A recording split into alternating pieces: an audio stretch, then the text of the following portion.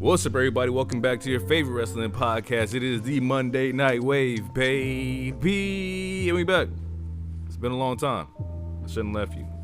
But I dope beat. Never mind. Y'all get the point. I go by Jay, a.k.a. the Lonely One, a.k.a. the Pod Breaker, Podson Reed, Pod Will Jacob Freeman, because I pod better than you know it. Misrespect the Jumpers back in the building. We got a lot lined up today. We got some Raw coverage, some SmackDown coverage. AEW had Grand Slam yesterday. We can talk about a lot that happened there as well. But before we get into all that, you know what time it is. We got to pass it off to the man, the one, the only, the Quattro, Mr. Moneybags himself. Please, will you take it away from here? He is a wild card. He is the king of gorgeous. He is Mr. Sexy Ass Lottery. And that's not just me saying it. Everybody's saying it. His name is 4 letters, 1 word. We're brothers, we're happy, and we're singing, and we're colored. Hero. Give me a high five, Hero, baby. And I am he, and I'm glad to be back. And happy Black History Month to the gang and all around the world. Yeah. And it's your boy, the third Mike. That's right, it's DT, the OTC of the Monday Night Wave podcast, the clairvoyant one, the Ghost Rider, the WWE writing room. That's right, the Quentin Miller of all of this shit. And let's do it. All right, let's get into it. Not a lot of news, but we got some good talking points. Most of them bullshit, but you know, it is what it is. First, let's start off, you know, as we're celebrating Black History Month, you know, we're celebrating all the great black talent in wrestling. I guess, off the top, 3 favorite black wrestlers. Okay, you just sprung this one up on us. We didn't even have time. I know. Surprise. Damn. All right. I'm gonna let Hero go first. Oh, wow. Okay. Okay. I'm gonna go Booker T. Okay.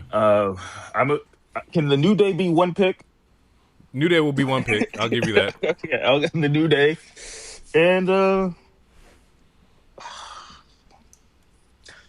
we gonna get penalized for not having The Rock?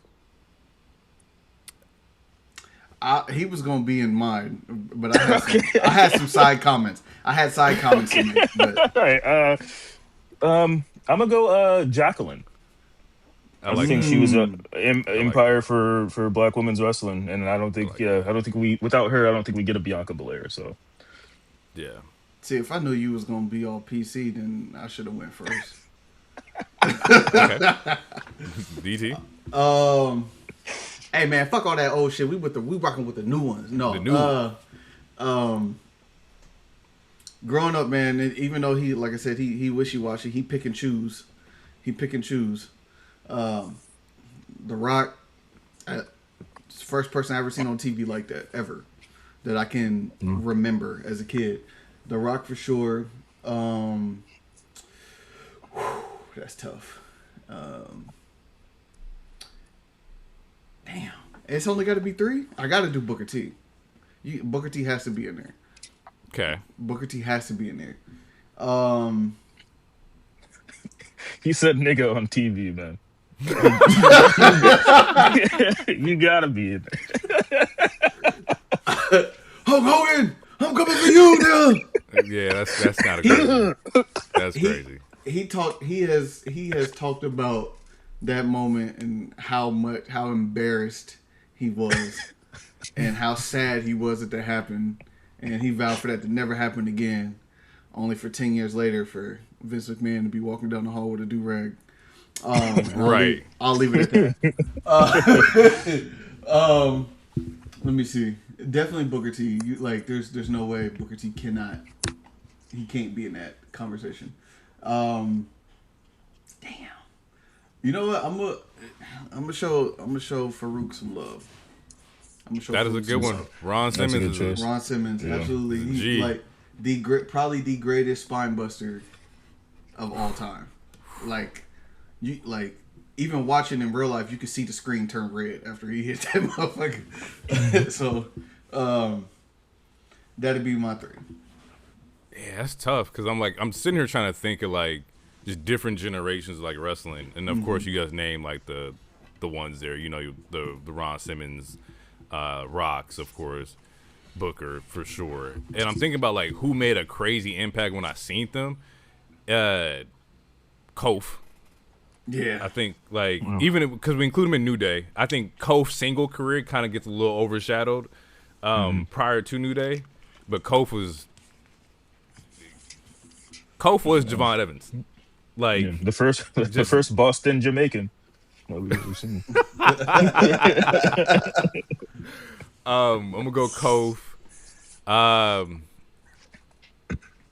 feel like I gotta throw Bob in there. I think Bobby like also has longevity in his career. Like you don't realize Bobby been around since like 05, 06, bro. Like Bobby. I'm for blood. Bobby was back there with the no eyebrows and the headband. Like Bobby has been around for a long time.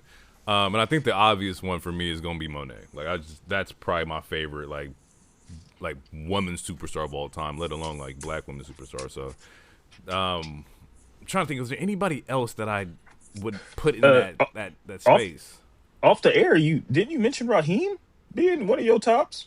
You know, it was kind of funny that you mentioned this tag because that's where I was transitioning to. You beat me to the punch, you motherfucker. Yeah, we're a tag team for a reason. This is true. You knew you had the hot tag coming. He knew. Let's get into it, ladies and gentlemen. It's Black History Month, and we wouldn't be Black History Month in WWE without, a crazy fucking, first non-acknowledgement, but then also having your world champion go out on live TV and say, yeah, I see they got some kind of dick swinging contest over there on Raw between Roman and Punk. But you know what? You know why? They don't call me Raheem for nothing. And I was like, nigga, what? Why? Why would you say that? Like, and DT, this nigga is so funny. He sent the text like, I think Cody just did a BBC joke on live TV. I was shocked, bro. And I hit him back and I was like, in what context does that work? And then I seen it, nigga. And I was like, yeah, he's tripping, bro. And like they let that air, and now you got people in the comments talking about, well, what does a Raheem mean? Who's Raheem? The niggas sound like fucking Drax. What is Raheem? Like, where is Gamora? Who is Gamora? Why is Gamora? Why is Raheem? And I'm like, he didn't just say that. And then it also gets like, pumped up by, I wanted to say not all black fans, but some black fans really fuck with it. Like there was a lot of people that was like, it's cool, it's a cookout, and then threw up that dumbass Martin Luther King fucking picture. I hate that shit. And now it's like, it's okay, Raheem's at the cookout. And it's like, bro, if you don't get the fuck out of here. And then to tag on to that, Oba does his interview with I forgot like O'Shea's podcast. But he says the context was Brock hasn't beat all black people. He didn't beat Raheem. And so now you have it even more like solidified by WWE talent too. And I'm like, we can't do this, bro. The same reason why I hate Raheem is the same reason I hate like Americano shit. It's like we don't need to do that. But getting back to the point, how do we feel about Raheem? How do we feel about the promo? What is y'all like initial thoughts? How do y'all feel about it? Here's the truth for me. Like, it better remain tongue in cheek, because then you start doing like it could go to a weird place that's not just a in-ring gimmick. So it's one thing if you're doing an in-ring gimmick, and we all know who's under those luchador masks, and we all know at some point they're gonna get unmasked, and it'll continue to go from there. Like we know those things, right. Even though we on here and we're joking and all that shit, like we know. But I don't know a single thing you're talking about. Of course, yes, keep the bit alive, sure. But for this specific segment, keep it tongue in cheek, move along, just move along. God, you don't know Raheem merch? No. That would be my line as well. No. They had What do you mean by what? he had a tattoo on the shirt in the Pan African colors, and then a kufi hat on top of it, bro. I'd be hot. The Pan African Nightmare. Yeah. Oh, that's great.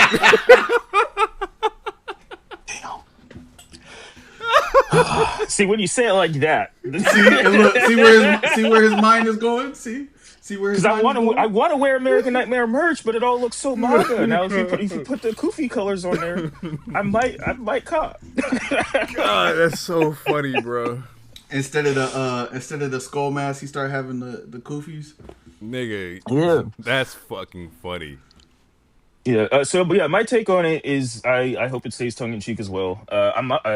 I'm not surprised that this eventually happened because even when he was in AEW, like it's been one of those things where he's one of the white people that black people love. He's invited to the cookouts and whatnot, and he's always been in memes. You brought up the MLK one, like he's been in kufi. He's had memes where he was wearing a kufi.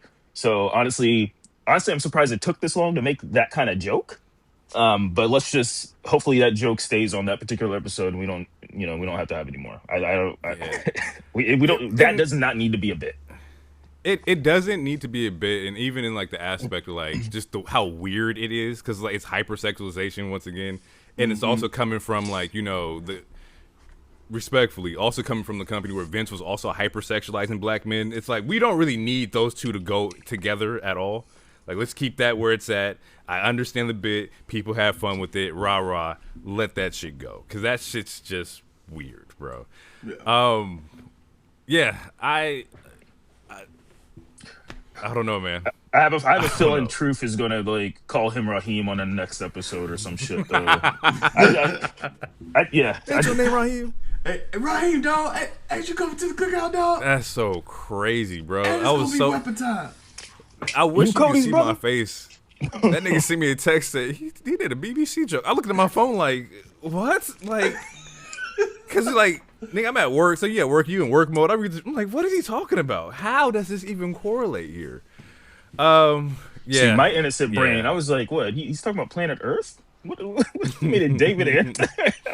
My innocent childlike brain. That was the first. That's a fucking lie.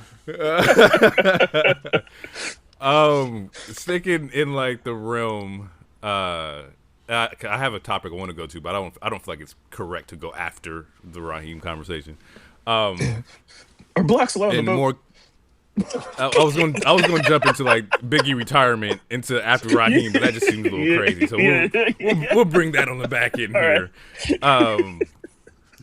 This week we also saw just not necessarily backlash, but a lot of media coverage on the Las Vegas AEW show with the Ice Chance. And if you have been listening to our podcast long enough, you know where we stand on that. We're very vocal with that. So I guess like the first question is, Wait, when it happened. Hold on one second. Fuck Ice, just in case if no one is. Just in case if you're not aware. If you're not aware. When it happened, initial thoughts, and then aftermath, initial thoughts. Like, because there's a lot of shit that was being like spun around afterwards as well. Mm-hmm. So when it happened and you saw the clip, what did you guys think? Honestly, there was a part of me. First of all, I thought it was dope. I'm gonna just keep it a buck. I thought it was dope. I thought the way that MJF reacted to it was funny as hell too. I think that shit really caught him off guard because he was like, "Oh, okay, yeah." But then also like, so two shows in a row now it's happened because it happened at the start of the match again. So that's good. I'm hoping that another wrestling crowd can pick that up and be just as loud and boisterous as well. I'm sure they will in a particular Northwest city that's coming up on their run, but yeah, that would be interesting to see what they do if they try to bleep that out, all of it. Yeah. H. I was rocking with it. I thought it was it kind of came out of nowhere, but also at the same time it didn't because Brody has Abolish Ice merch, which he's worn on the show. I think all three of us own a shirt of Brody's, and so yeah, that wasn't surprising to me. The backlash was also not surprising because obviously there's a there's a certain there's different section, like if you look at the fans, wrestling fans, as a pie chart, there's obviously going to be certain sections that are quote unquote woke, and there's going to be certain sections that are still like, wrestling America, blah blah blah. So seeing it like reach CNN was Crazy. cool and crazy, and then seeing the reactions of like just the people upset about it because it's anti-America and whatnot, and they're getting these criminals off the streets. It was, it was just another day. I feel like on the internet, but Yeah, overall, I thought it was cool, yeah. and the fact that it went to another continent and slash country, I think is proof of how over Brody is, and how the world feels about the current America's United States regime. I found that it was so crazy because in that moment, like when you think about wrestling chants, right? The "you sucks," the "ole oles." Like, no, never has there been a chant that got over like that had nothing to do with the heel in the match, right? It wasn't like they were saying "fuck Ice" like MJF was pro Ice. That was not the case at all. It was just it was more so like we fuck with Brody and we're gonna let this off. And I'm like, oh shit, which is also why it probably caught him off guard because like they're not chanting at me, they're chanting for him, and it's like, oh, this is bigger than what I thought it was. Even I like the way that they handled that because afterwards, and it was everywhere. You saw Brody and MJF in those comments like, hey, Grand Slam is on XYZ, check us out here. Like they went full into like promotion and like promotion mode. Like that's how you knew it was a big moment for them.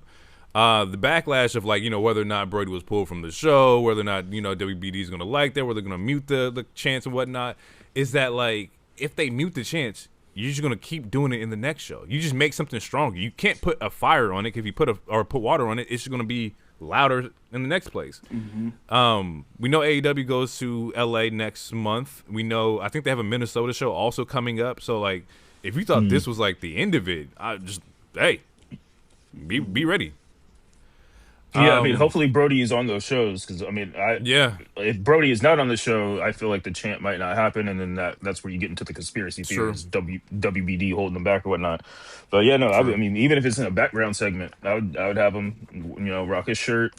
Um, but also, it's also a double edged sword, and I do see some people. I've seen some people talking about it, and it's like, do you want to be known as the quote unquote woke company? Because That's the all these question. people, like if Paramount does buy WBD, Paramount is owned by Trump's nephew or his son-in-law. So then you have other people that can put their fingers in the pot and tell you what to do with your show and Right. whatnot. So it's like it's one of those things where all press is good press or whatever, or publicity. But sometimes that can be a double edged sword. And it's like, do you want to be known for that? Because then Right. you have expectations that you're gonna have to follow, and then like it only takes a quick Google search to know who TK's dad donated to. Like then you're gonna Yeah. have to deal with that stuff. So yeah, I don't know. It is a double edged sword. I had this conversation yesterday to where like you don't want to be labeled as like this is who we are. I mean, it's not a bad thing, but at the same No, time, when like you are a business and like not everybody's gonna share the same level of like what they feel is important. I think this is different because Ice is like fuck Ice, bro. Like you killing no, people and murdering people and snatching people off the street. That's a non-negotiable. Like that's it not should something be. that nah, Should fuck be. that. Yes. But in the realm of like when this passes, do you still want to be the labeled as the liberal company, right? And that's that's not my business. I don't fucking know, but I do know that it could fuck up some bags for you in the future. But also it could bring you more bags because there's people who are going to rock with you because of that. I would be surprised to see the amount of people that did tune in from the CNN article, from the clips that are online. Like they got a lot of fucking press like this week. Like so we'll see how that translates, but I do agree that like, at some point when this passes, will this affect, business going in like in the future? So we shall see. Well, Uh correct me if I'm wrong. The Brody tees are not AEW licensed tees. correct. Correct. And wrestlers are independent contractors, so they can very well say that is That's his merch. We signed off on our deals are specific that wrestlers have their independent contractors. They can do their own T-shirts. That's all him, etc. So they can separate in that form. You can't tell an arena of people what to not chant. True. You can try to mute it. You can try to black the screen out. But that's what social media is for. People have phones. They record it. They post it. So like it's not the same as this. The ability to censor is not the same as it was back when the only form of medium was watching what you saw on your TV. Right. So you can't tell an arena of 5, 10, 15,000 people what they can't say. You just can't. So you can't do it. Yeah, spending out of that. Braun Breaker's injury. It looks like he was like a herniated disc, like he popped or had a hernia or something like that. And it probably came from him lifting up the damn desk that following Monday, which is why he's not world champion material. Which is why Seth was like, "You need to be here because you're goddamn dumb. You want to bark. You want to be this aggressor. You didn't bend your knees when you lifted. Now what happened?" I'm sorry, I had to get that out. That shit's crazy. I know you're not, because listen, he can't talk about injuries. Yeah, he can't because He can't. I just got into it with somebody talking about Dakota Kai and Seth Rollins. Well, the reason why it was a whole thing. Both of them niggas is injured all the time. One just been there longer than the other. So Seth can't talk about nobody with injuries. He can't. I'm not talking about Seth, but and also he's only been injured the last couple of years. He had a whole whatever. That's nitty gritty, but I think it came from him lifting the desk, which is a stupid self-inflicted injury, unfortunately.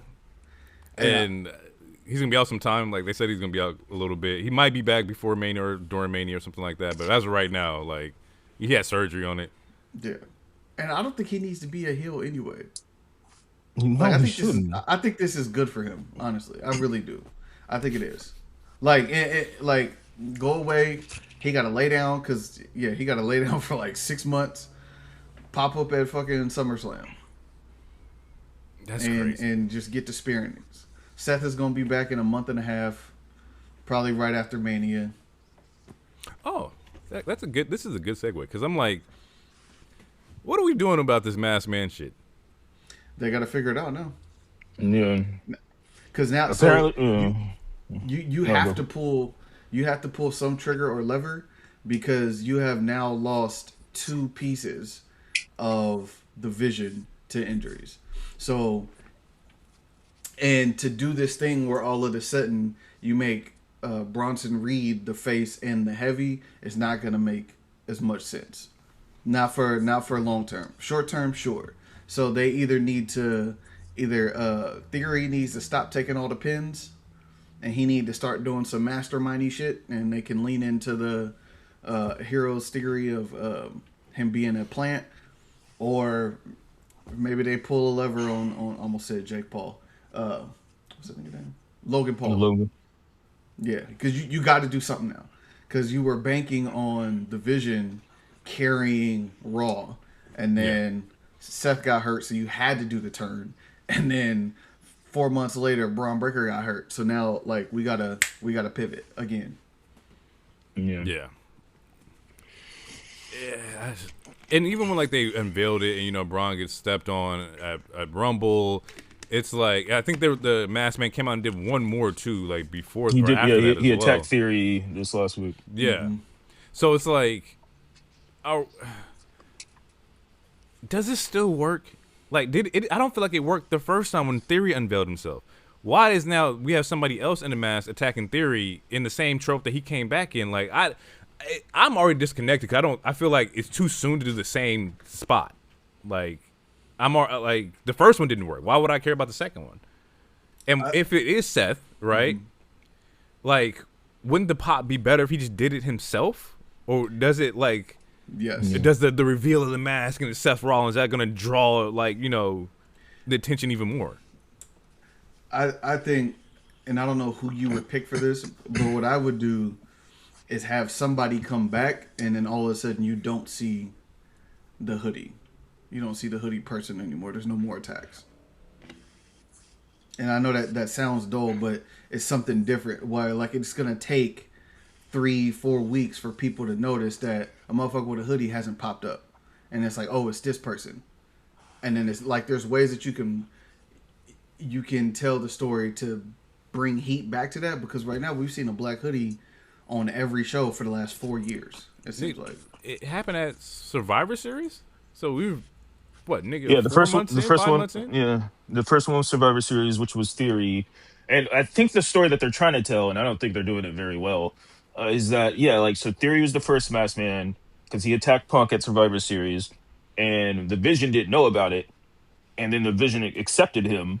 But now there's another masked man attacking the Vision. So it's like, if it's not Theory, who was the first masked man who did it to impress Right. us, then who is this other person attacking us? And Heyman automatically assumes it's Seth. But I agree with you. If it is Seth, you get a bigger pop with the music and showing your face and wearing Right. the normal drip that you would normally wear. So yeah, I think they should go to a DT route to where I mean, I don't know. Like honestly, they can combine both my theory and DT's theory, where it can still be a plant for Seth. But like, who is it going to like? Because the reveal for Theory was underwhelming because it was Theory. Very. No disrespect to Theory, but it's like we all knew kinda, and also it was like, it's Theory, okay? Like he's gonna be gone for like 8 months and no one cares. So if it's Grayson Waller, guess what? It's gonna be the same fucking reaction. No one's gonna care. So it needs to. If we do get a reveal and it's not Seth, it needs to be someone that's gonna be like give us a reaction, Yeah. something to pop Who? YouTube. Who, Like, who is on the roster that will allow that level of pop it would that have to be fits the called. body, like the like I'm looking right now. They have no one else to call yeah, up. like You Ethan is like respectfully, the you only. can't. That Ethan is not gonna get that pop. Ricky Saints is not gonna get that pop. If you put Royce Keys out there, he gonna be too damn buff, and then people gonna know like why the fuck is he even doing that? nigga got, Yeah, like you can't do Tony D'Angelo because he just got a new character, and they need somebody over there. You're not gonna do Yeah. Joe Hendry because the fans are not gonna react the way that you want them to react to that shit's funny as fuck. If it's Joe Hendry, he take off the mask, like zoom in. Oh, I'm fucking roll, nigga. That actually might get a. But yeah. And like I'm going through the roster like right It's now. like I don't think you have anybody healthy or injured that can come back that would be like, oh my god, this was well worth it, right? I think the biggest person is Seth, and that would also be crazy fucking obvious, right? Yeah. Yeah, I don't know, man. Like, The other option is that it's Logan or someone that Logan is hiring because he wants to be the top dog in the division, so he's slowly trying to get rid of the Breakers and the to other. make him a baby face, you would make Logan like a baby face. No, like, you in make that- him a He'd be you make even him more a of a heel heel.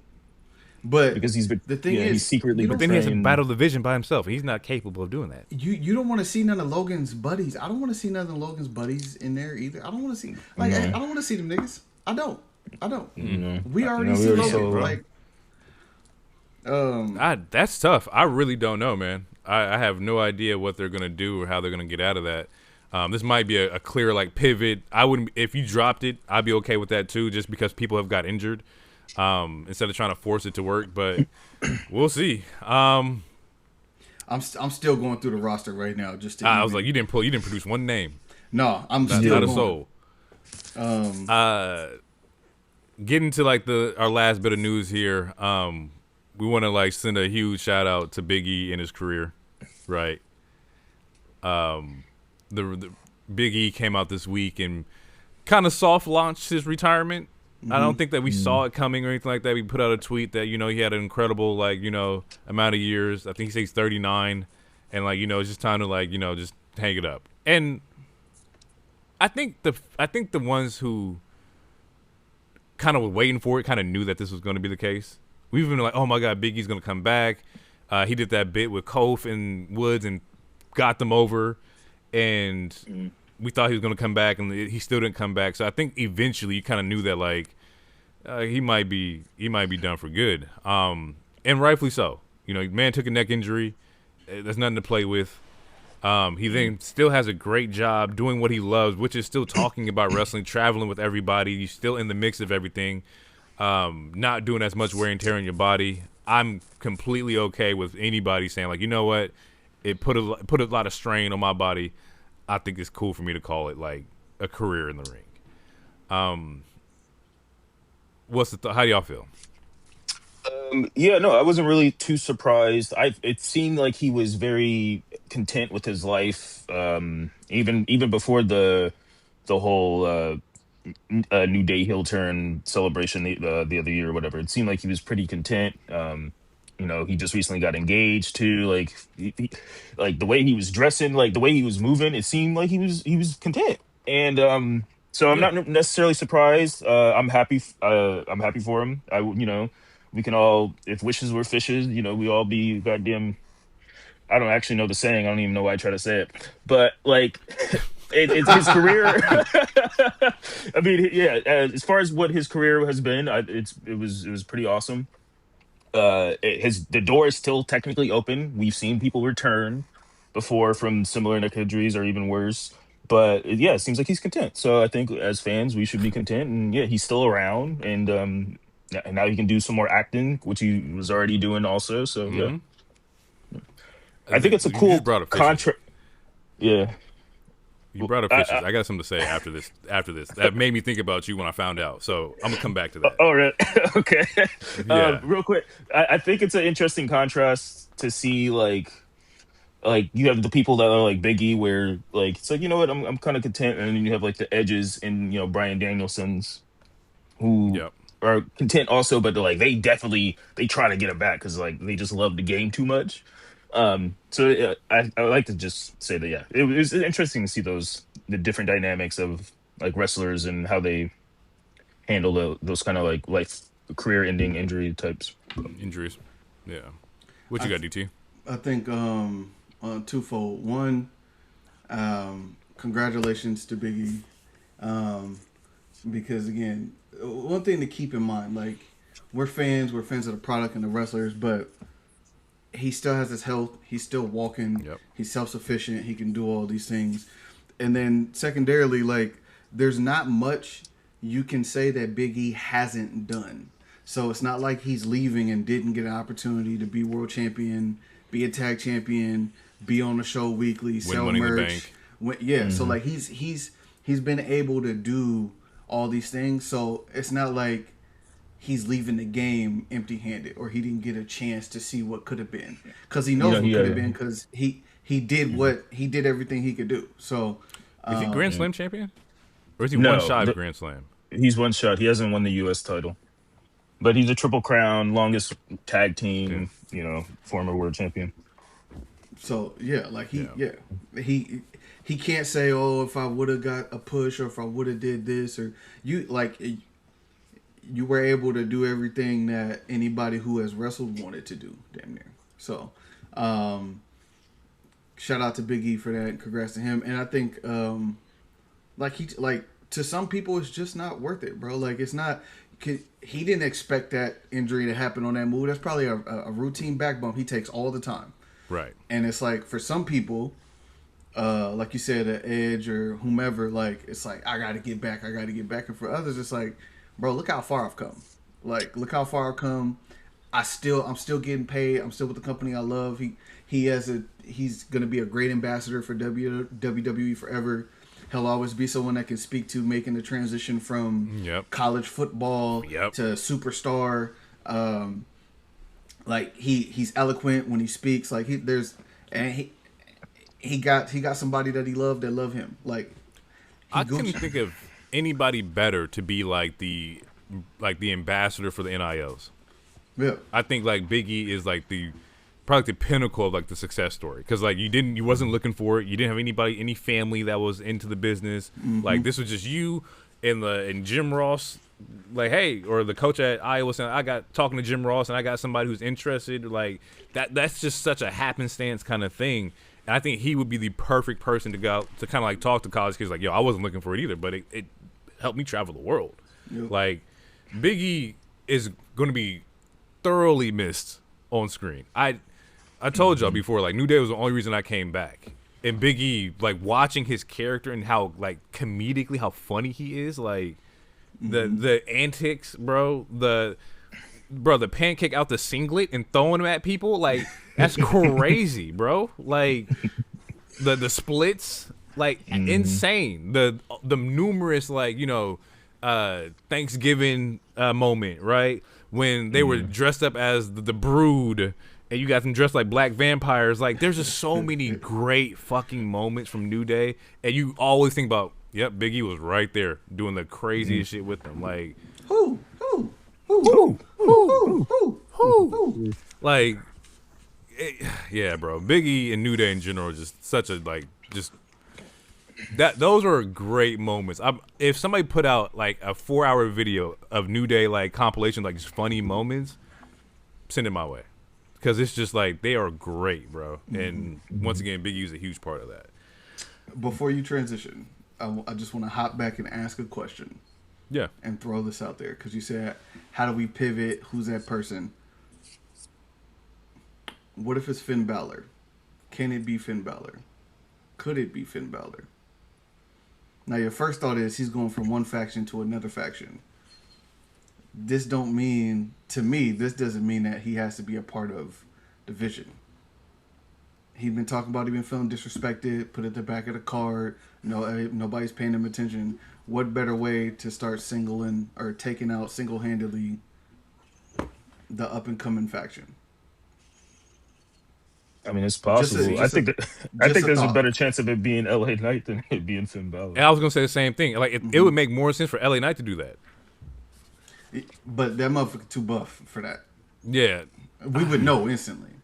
And if you did do it with Finn, it ultimately has to end in a match. It's like, well, who does he have the match with? Like with Logan Paul, with Braun Breaker, like, and if so, do we think Braun Breaker loses to Finn? Well, that's the thing. It depends. What are they like? Are they trying to really push Finn Balor? And we'll find out at Elimination Chamber, because I think and we'll talk about it on the show, but like, if we're doing this again, what's going to be the difference? He's still going to lose. Roman probably going to pop up or something. So, and we'll get to that. But to answer your question here, like, it would have to be on some I'm a lone assassin shit. Yeah. I'm just taking y'all out because I don't like y'all. And I'm going to make sure that y'all stay down because y'all been ruining Raw for XYZ. But I don't know. It would have to be some anti-hero Wolverine shit. Which would be cool, but then why are you doing the curb stomp? Like, just stomp on a nigga's chest like you normally would. Yeah, because if I did the coup de grace, you would know it. Like, you would know. It doesn't have to be the coup de grace. Yeah, just stomp on a nigga's chest. He can be from the ground. You ain't got to do a coup de grace. There's only a couple niggas that stomp on people's chests. Yeah, okay. Everybody stomp on his chest. Hey, bro. That's it. Because if it has nothing, like, let's imagine it has nothing to do with Seth. If I'm Seth, nigga, why are you using my move? I'm coming after that person. I'm coming after that person too. You got everybody on my ass because they think it's me. It was funny. I saw someone like NFL stuff. Right, and doing a really good job at that too. I saw some shit online where people were like, new fans have been watching and didn't realize that like Judgment Day started with Edge, and I forgot that Edge was a part of Judgment Day. I was like, oh shit, you right. Like, and it connects the dots because the original theme song was it Alter Bridge and whatnot. So like, I was like, fuck, Edge was like they started in off the spooky original for a second. Judgment Day. For 2 weeks they had powers. And then it was like, yeah, that's not working. That's not working. We got to kick this old nigga out. And they did. And then, and then, then they adopted a little Latino boy. And then they adopted Irish boy. It's like every season you gotta. They jumped the shark. You gotta do something. Brought somebody. Different. Yeah. We just need a talking pet next. Fuck. Now, my transition here is about fishes and pets and whatnot. And I thought about Hero because I found this out. I was watching someone like on Instagram, and they were talking about how, killer whales, and like how like these whales are just dangerous. And I was like, where have I heard this shit before? Or I heard like Hero talks about the hippopotamuses. And he's like, these motherfuckers is dangerous. And I sat there and I was like, wait, whales be out there killing people? Like I didn't know orcas were like this dangerous apex predator of the water. So I go on this deep dive, right? Yes. And I realized that like, they hunt based on how they were raised. Whatever's born into the fold. If you were born into a group that hunt moose, we are trained to hunt moose. If the next little group over here is born to hunt sharks, we are trained to hunt sharks. These motherfuckers are so fucking intelligent, bro. I was scared. I'm like, so you're telling me the first time they catch a human lacking and breed, we the ones that can take out humans? Crazy work, bro. Absolutely nuts. I was like, Free Willy, that nigga was in jail. Yes. He needed to be captive. Yes, absolutely. That was this. The orcas are the YNs of the ocean. I didn't realize this. They play with their food. Like if you watch them, if you watch them hunt, like you watch videos of them hunting, they play with their food. Every other predator is like they hunt because of they're hungry, or they hunt because it's time to eat, or they're getting feed for their cattle or cow or babies or whatever. When orcas hunt, they be doing that shit for the sport. They do it to teach, and they do it to teach they're like the offspring. Yeah. Nigga, they said they flip sharks over and eat their liver. What you mean? And flip them out the air, because we know, hey, nigga, you can't swim on your back. Like, what? But I don't know where. I don't remember what part of the world it's at. But like they'll go to a pier and they'll spit out like fish guts on the pier or whatever, and they'll wait for a dog to eat it, and they'll steal somebody's dog, bro. Like they're smart as hell and they're diabolical, bro. Yes, bro. I was like, oh shit. I said, are like orcas one of the smartest mammals in the world? And they were like, yes, they are highly intelligent. They're not even part of like the shark family. They're like off-breed like dolphins. Like they're part of the dolphin family. These motherfuckers are different, bro. I was like, oh yeah, this is what Hero felt like when he's looking at the hippos. I be getting stoned and watching Planet Earth all the time. Like I be getting to these rabbit holes, no pun intended, about all these animals, and like, yeah, bro. Like when I was a kid, I used to want to go to Australia so bad, and I was like, oh my god, everything can kill you. Like everything is poisonous there. Like no, I said, you niggas is in SeaWorld riding these motherfuckers. I just found out the other day that koalas got syphilis. Yeah. They have syphilis, and they be clawing niggas with syphilis. And it's like, wait, what? Apparently they drop down from trees. Yeah, that's what it is. One of them. They got that. Imagine you in Australia and a koala just touch your lip. Fuck. That's so deep. That's fucking comedy though. Oh shit. All right, I promise people we are a wrestling podcast. I swear to you, we are. Let's get into it. Monday Night Raw. I don't know where they're at this week. I usually keep track. But this week, lighter week, but there are some bright moments in here. I want to start off with like the Punk and Balor like promo here. Punk or Balor comes out, demanding, I want a world title shot. Like, I don't care. Like I whatever needs to happen is going to happen. He bum rushes the ring because it's supposed to be an interview between Punk and Cole. And he's like, I'm tired of being an afterthought. I'm tired of being pushed around. I want the world title at Elimination Chamber. Pierce comes out. I was like, hey, bro, what we doing here? Like, hey, you just had your shot. You had your match. Like, the world title is spoken for. Reigns and Punk just had their moment here. Like, I can't jeopardize having the world champ get injured before Mania. We just can't do this. Punk says, you know what? I'm a champion. I deserve a say in this. I want to fight him. Because if I don't fight him, I'm going to chase him around this arena. And it's going to happen either way. So end up getting an Elimination Chamber match between Finn and Punk. And the part that he was talking about is that, I think Finn said, you gave me home field or home court advantage, and now like we get to go back to your place and I can, do what you did to me in front of my people. Now Finn, I don't think it's gonna happen.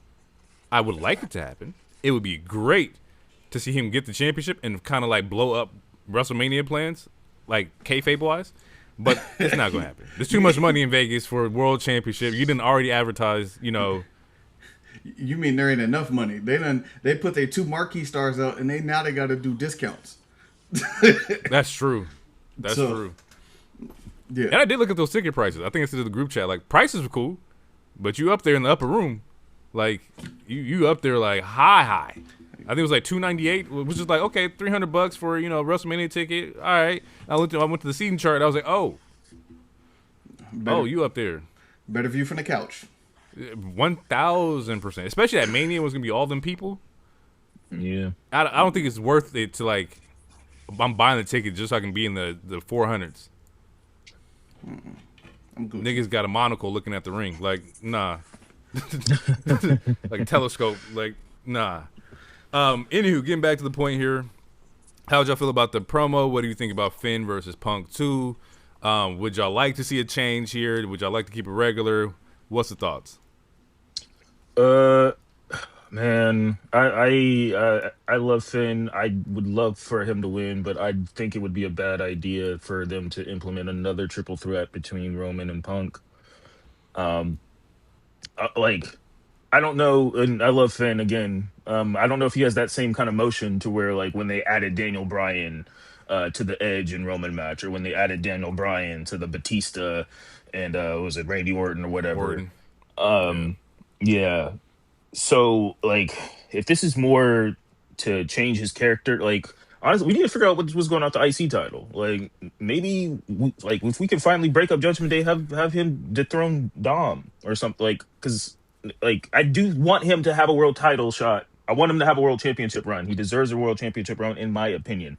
I just don't know if it's going to happen before Mania or anytime after Mania, based on, again, like a Roman, a Punk, a returning Seth, whatever they're going to do with a Braun, whatever, etc. So, I don't know. Here's the thing. For me, you're not gonna. They kind of fucked this up just slightly.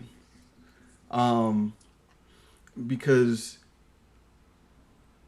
Roman could have won, should have won the Rumble. Check. Roman could have disappeared for 2 weeks, 3 weeks. We wouldn't have missed him because we already know what type of time it is. And in that 2 to 3 weeks, you build out the Punk and the Finn feud. Because you had that spectacular promo that we didn't get a chance to cover because it was on an off week, nobody wants to see Finn versus Roman. So from that standpoint, we already know Finn is not winning at Elimination Chamber. Thus, this being a title shot, much to do about nothing. Now, had they had the opportunity to build this feud out, then there could have been some, oh shit, Finn might win. That would get people drawn in. Like, there's a chance that Finn might win. There's no shot that Finn wins.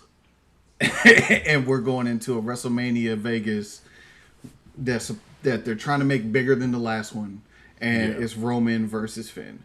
Because then we know goddamn well that Finn is not beating Roman Reigns. At least with Punk and Roman, there's a chance that Punk might win. And if Roman does get that World Heavyweight belt, Finn is never getting that belt. Not in a clean 1v1. It's not happening. Yeah, I feel like when we talk about, like, you know, people's windows closing for that belt or for a title shot, Finn's been in that cycle, right? You're looking at, like, you know, the Sammys. We're looking at Finn, like, just what do we do, right? Mm-hmm. At this point, Finn has a better shot taking out Drew than taking out, like, you know, Punk or Roman. And unfortunately, we can't get him over to that side and have him do that. And I think that Finn versus Drew would be a fucking banger fucking match. Yeah, man, I would like to see it, but I do agree that it's too close to, like, Mania. Your marquee draw is Punk versus Roman. There's a lot of money going into Punk versus Roman. We can't just switch that up. Mm-hmm. Sorry. This is what it is. That might be that night 2. That has to be night 2. That would be Sunday's 8:00 main event. Yeah, like last go home match. Yep. Nah, bro. If anything's set in stone, that's the one that's set in stone. It is night 2, Punk versus Roman. Yeah, it sucks. It also, like you had mentioned, the IC belt, and it just sucks that, like, I was thinking about this the other day. Like, Dom has had that belt for a while. Yeah, and doesn't defend it often. Not at all. And I was thinking that for me, I was thinking, man, at what point does Pierce says he's defending that title, and then like you would have had like an Oba come in and like win the IC belt? Like that would have been my initial like push for Oba. Would have been like, Dom, you ain't been wrestling nobody. I have a challenger for you tonight. And then we pop off and this Oba getting the IC belt just because Dom doesn't need it. Like Dom already over his shit. Like. So yes, and I wanted to talk about this last episode. I think that the move would be to put Oba on SmackDown, and he can hold the U.S. title and break that record. I think it's only like 400 days or 500 days or something. So he can raise the prestige of that belt. I wouldn't. To me, if you put the IC on him, he has to beat Gunther's record, and Gunther's record was 666 some odd days or something. Yeah, which is crazy. So, and to me, that stalls out the rest of the Raw roster, where you can still have the open challenges and do all that shit for the U.S. title, but he can hold that belt, and you can still build Oba and push him the same way you push Gunther. All right. Kind of spinning out of like the Punk and Balor, like I said, we're always a little interesting. We'll talk about a little bit here of, you know, Nat's new change. I love her entrance music. Nat's new theme is fire. Her new look is fire.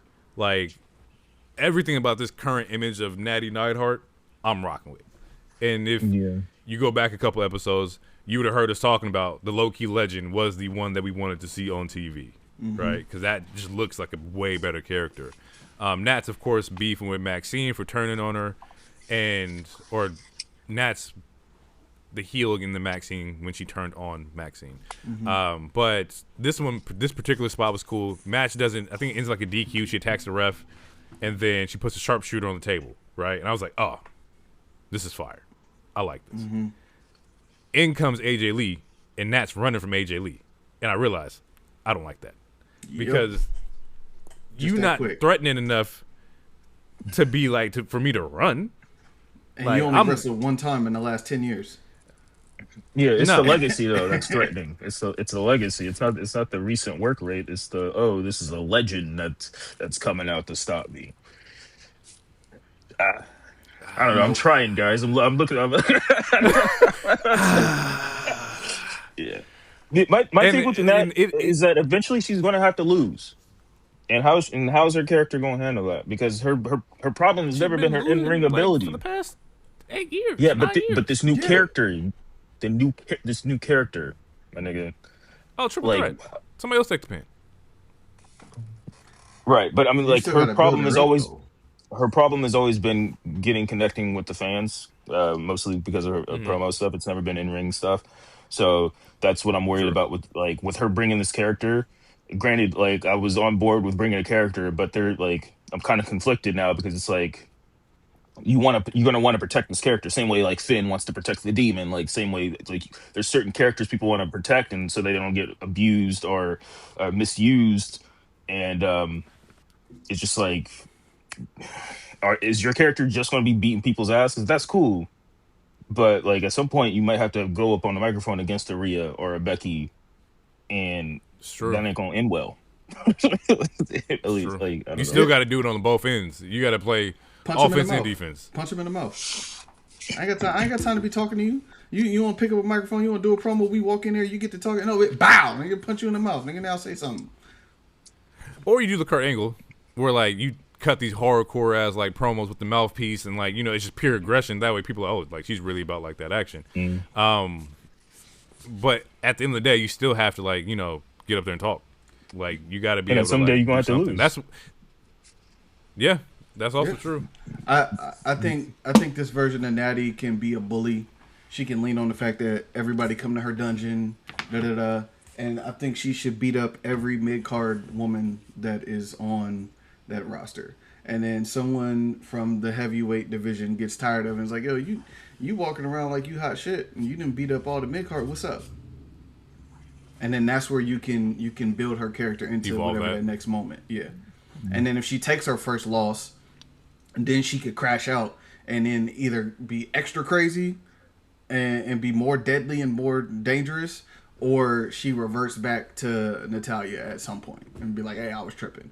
Whatever. But like there's a way to this reminds me of Cena. My bad, y'all. Cena did it. Yeah. My bad, y'all. I was bugging. I'm a face again. I was bugging. Yeah, like hey. But like that can be her thing, because everybody we all see videos. B Fab, Michin, Jay, when Jay was first getting ready, like all these people, they come to Natty's dungeon, they got pictures. You can do that. You can make that part of your character. Like, what was like a hit list? Yeah, like she was kill billing people that came to the dungeon. Yeah, y'all thought y'all were better than me because I gave y'all access, and y'all walking around here thinking, no, I'm gonna show y'all. I'm really the dojo master or whatever, the dungeon master. I like that. I wouldn't be opposed to like a Nat going after like everybody who like used her, who she lost to that she shouldn't have lost to, and create like this kind of hit list. That would be kind of dope. And then somebody who's like a Rhea or whoever who we have not seen in the dungeon is like, nah, bro. Like, you're not just going, you helped them. You're supposed to be a pillar. Like, you're not just finna just be beating up all the mid-card women. Like, we're not doing that. Yeah. I like that idea. That's great. Take that to the writing room. Give that to Paul. I'm going to do my thing. I might not get hurt because I'm only the second black face in there, but I'm going to do my thing. Jesus Christ. Gunther cuts a little promo. It's a little side tangent here. He cuts his promo. And I bring this up because he says something so fucking funny. He's like, his road to WrestleMania should have started when he dragged Bill Goldberg out to the back behind the barn. And I was like, oh, he's tripping, bro. I told you, bro, he putting old niggas out the pasture. Drag Bill Goldberg behind the barn is crazy, nigga. This is the episode when he chokes out Dragon Lee, right? Or was that last week? Okay, because that was crazy too. Yeah, that was that picture of him just hanging off the ropes. That shit is great. Yeah, Gunther, he's on some nut shit, bro. He's tripping right now. But in this, he's talking about he's going to be in the Elimination Chamber or going to compete for the Elimination Chamber. Is this the time for Gunther to get the WWE Championship? Do we want to see Gunther versus Drew McIntyre? I mean, I wouldn't be opposed to it, but I don't think he's winning. If it keeps me from seeing Cody, yeah, I'm good. How many times bro get to lose and then chase and then get the belt back? How many times? I mean, were you saying that about Stone Cold and The Rock when you were a child? No, because I wasn't watching. Different. I wasn't watching like that. How is that different? That's what superstars do. They lose and then they. I was 7 years. I was 7 years old, bruh. And this nigga had a milk carton and beers and everything. We were distracted. Yeah, there's nothing to distract me about Cody. My ability to comprehend what I'm watching is different now. All right. Yeah. Honestly, I think that's gonna be a 4-way. I think it's gonna be Cody, Drew, Fatu, and Sammy in a 4-way. I think that's the route they're going. Ugh. So we just gonna say fuck Randy? We just gonna say fuck Randy? Randy can't keep coming out there talking about he gonna get number 15 and then he don't get close. Randy's gonna be SummerSlam. Randy's probably gonna face Aleister Black at Mania. These are just I'm just watching the show and picking up vibes. That's he's right though. He's giving you what the layups are. These are layups. Like we see that Aleister's beefing with Randy. That might make it to either Elimination Chamber. I think Mania, because they're probably gonna do 4 matches for Elimination Chamber, and 2 of them gonna be Elimination Chamber. So like, he's right. He's definitely right, yo. I'm gonna shut up. Because I think ideally, I would love to see, if he's on this Legend Killer run, Gunther versus Randy, right? But we already got that, so we don't need to see that again. If we're not going to see it again, then okay, Randy gets the 15, but Randy versus Drew, we've already seen that too. It's like, what do we do? How many times we got? Never mind. No, go. This is a free space. Go ahead. I mean, Go ahead, brother. Cody doesn't have to win the belt at Mania, but he's probably going to be in the match, and you should mentally prepare for that. Listen, which is probably why they're going to do a multi-man. Right. This be the. You right. He don't got to win. He just declared himself Raheem, so you know black people don't win. I mean, we didn't say Brock was in the match.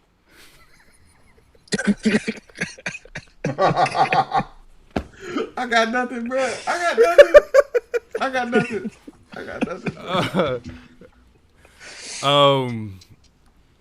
Do we have anything we want to get off here about Raw? I didn't want to bring up the Becky and AJ promo. That was just atrocious to me. That was bad. Yeah. And I get it because Becky's in character, but it was still like well, you weren't getting enough. You wasn't getting anything from the AJ side. No, and I just felt like. Becky was overacting and AJ was underacting. It was just very much so.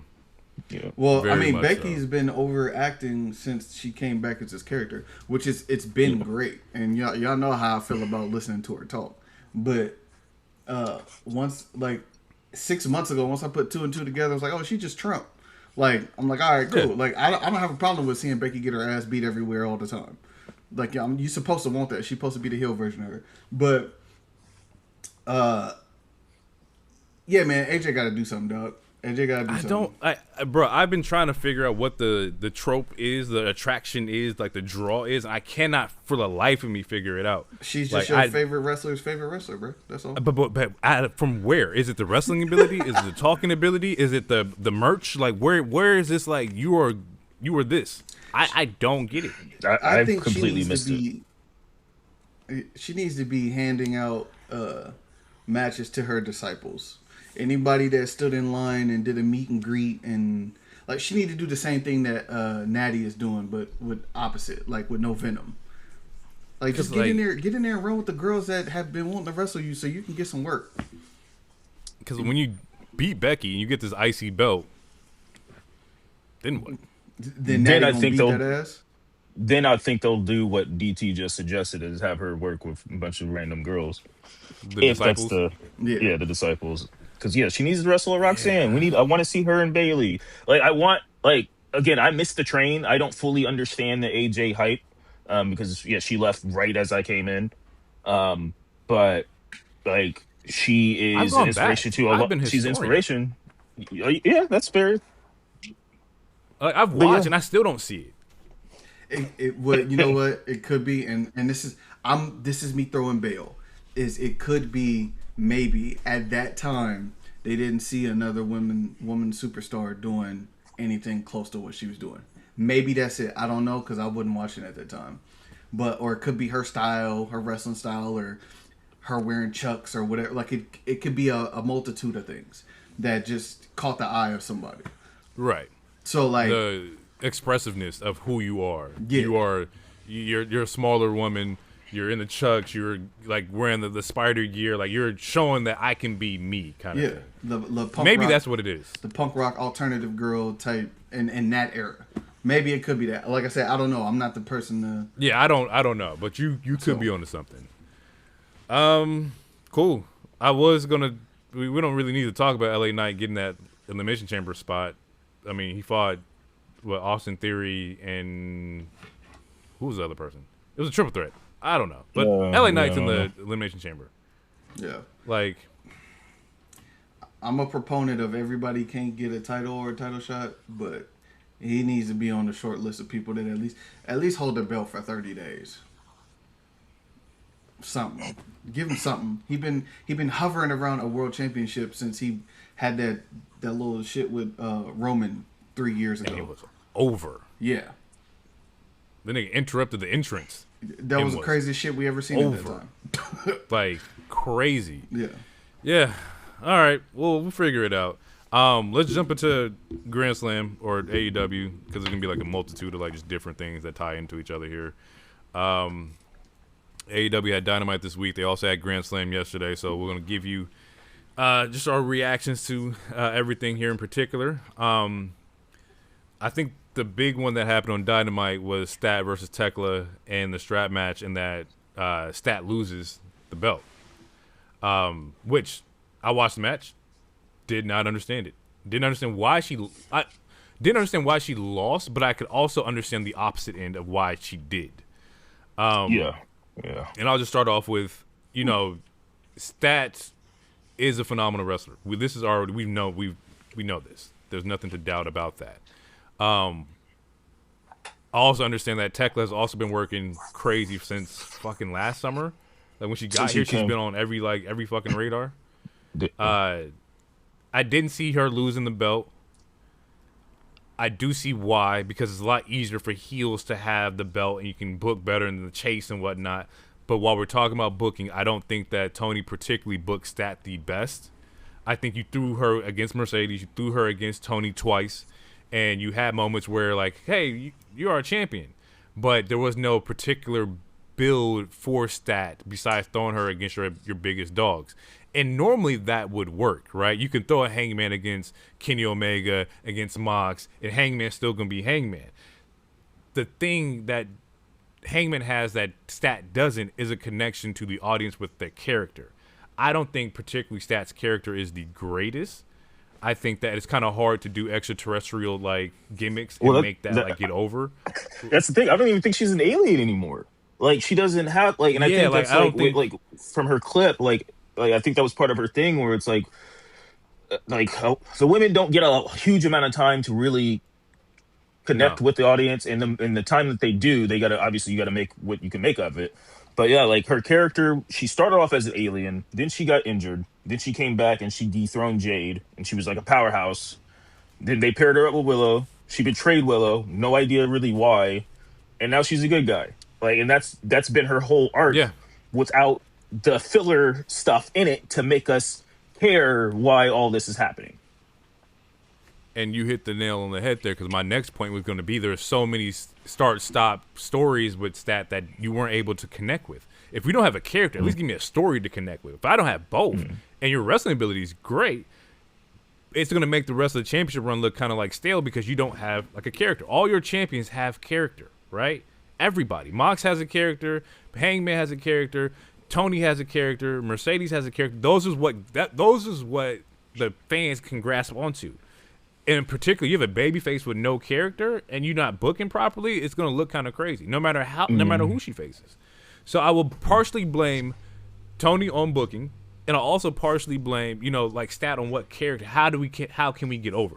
What will work here? And normally the first time you do find your women's champions in AEW, the first run is just a test run, because they see like what worked and what didn't work. So I do expect her to get it again. I wouldn't be surprised she got it at Revolution in March. But in comparison, when Tony won the belt, she was in her black and red gimmick, lost the belt, and then came back as Timeless. So sometimes you have to have the belt to kind of see what worked and what didn't work and how I can evolve on that. At least that's my particular like thought process with the L here. Yeah, no, I think that can work. Like he just gave an example of it working. I think it can work. But yeah, she needs something that as fans we can sink our teeth into, other than just like, oh, we love you and we want you to be happy. Because I mean, she has stands, she has fans as well. Like I've always been a fan of Stat. I want the best for you, but also it's like you're not giving us anything to, like, you're not. Yeah, I don't know. I don't want to say it's a fumble, but it wasn't a really good reign, especially after beating two heavy hitters. Like, because like you said, she beat Mercedes and she beat Tony. That's like beating Roman and Cody. Like, and if I beat Roman and Cody, then damn it, I would hope you had a plan for me to do something cool to follow that up. And it just didn't seem like there was. But it's also like you beat Roman and Cody. It's like, who's next? Everybody, every week I'm in the middle of the ring for however long Tony gets us, whether it's 5, 10, 15 minutes, and I'm gonna hold an open challenge. And anybody from ROH, anybody from Collision, anybody, y'all pull up, get your ass beat. Does that build character? It at least makes her dominant. And she was dominant. She was shown to be dominant. It's just once again, it's not, and that wasn't like a direct at you. I was just like, what's the character build here? Even if you are the company that cares about wrestling, like I said, most of them have a character that you can attach to, or a gimmick, or like because like I see why again, she dropped the alien stuff. Like with Tekla, she's Spider Lady. Hey, look what she can do with her back. Pause. But yeah, like that's the thing. That didn't mean to come off and gooner. that's and no, I understand what you're saying, but that's the reason why I think that you can put it on Tekla, because you have something. Oh, the Spider Lady, she bends backwards and crawls across the ring backwards and whatnot. Like, she has this poisonous gimmick. She's the leader of the group. She can talk her ass off. Like, you see all the pluses that I can throw this heel in the middle of the ring and have her run away, have her cut promos, like have her cheat to win, like. And there's a lot more that I have creatively to do, because the character allows me to do that. So I understand it. Even I didn't agree with the way that she lost the match, because if you watch the match, it was a DQ help in a non-DQ like match. Like, she had the group come out to like help her beat Stat, and I was like, okay, I guess we don't have to wait till the last moment to do this, but sure. I haven't seen any, which is why I'm asking this question. And that doesn't mean they don't exist. I can't remember a time I've seen one. Do they do video montages? They've gotten better this year. I don't know if they did one. Yeah, I'll say sometimes. They've gotten better, but sometimes. Can you They take Stat they did one for Grand Slam about this match. Can you take Stat off of TV for a little while? Have her do some sort of what is it? Some self-analyzing, some deep thought, some self-reflection, Training montage. And then she starts, something like that, and she starts taking out Decla's group. I think so. I think that'd be dope. It'd give you something to grab onto. Like, you guys cost me my match, I'm going to take you all out one by one, kind of thing. Yeah. I think that would be a good angle to approach it with. Because if you've been listening to the pod, you know that, like, anytime somebody has a group, they're not losing. Yeah. The numbers are, they have the numbers. So you're going to have to, exactly. So yeah, we'll see. But I just wanted to get that out because, yeah, she lost, and I understand both perspectives of why go this way and why go that way. What I don't understand is Private Party returns. You know what's funny? Before you get into this, so I had text Hero, like, I think it was a couple days ago. Actually, I think it was the same day. It was the same day. The day they returned. And I said, hey, bro, what happened to Private Party? And then literally after I sent that text, then SRS put some shit out, and then they came back that night. I was like, I asked him, I said, I feel like it's been a year. How long they been gone? It's been like a year. Like, they were in contract talks, they were looking at NXT and options. Their last match was on January 22nd against the Hurt Syndicate, and then we ain't seen them since until now. Yeah. Like, I thought, like, because at that time they're looking at contract, they're looking at, you know, where they wanted to go and options and whatnot. We started seeing them in the gym. One was super fucking buffed out, had the Roy gut and everything. Like, you know, there's just like there's just a lot going on here. But they come back, and it's as like these mystery opponents in this triple threat for the number one contendership to face FTR for the belt. It's the Rascals, Bucks, mystery opponent. And they pop out. Cool. Great to see Private Party back. Don't agree with them losing in the return match. Also, don't agree with them losing, and they just goes to the Bucks, and now we're going to do Bucks FTR again in LA. I don't need that.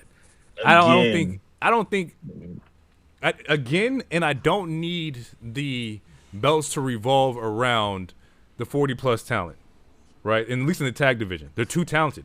What I saw in, like, it's maybe a little early, but what I saw from the Rascals, they look good. I like them. They're nice. I see it in, you know, Private Party comes back. They look good.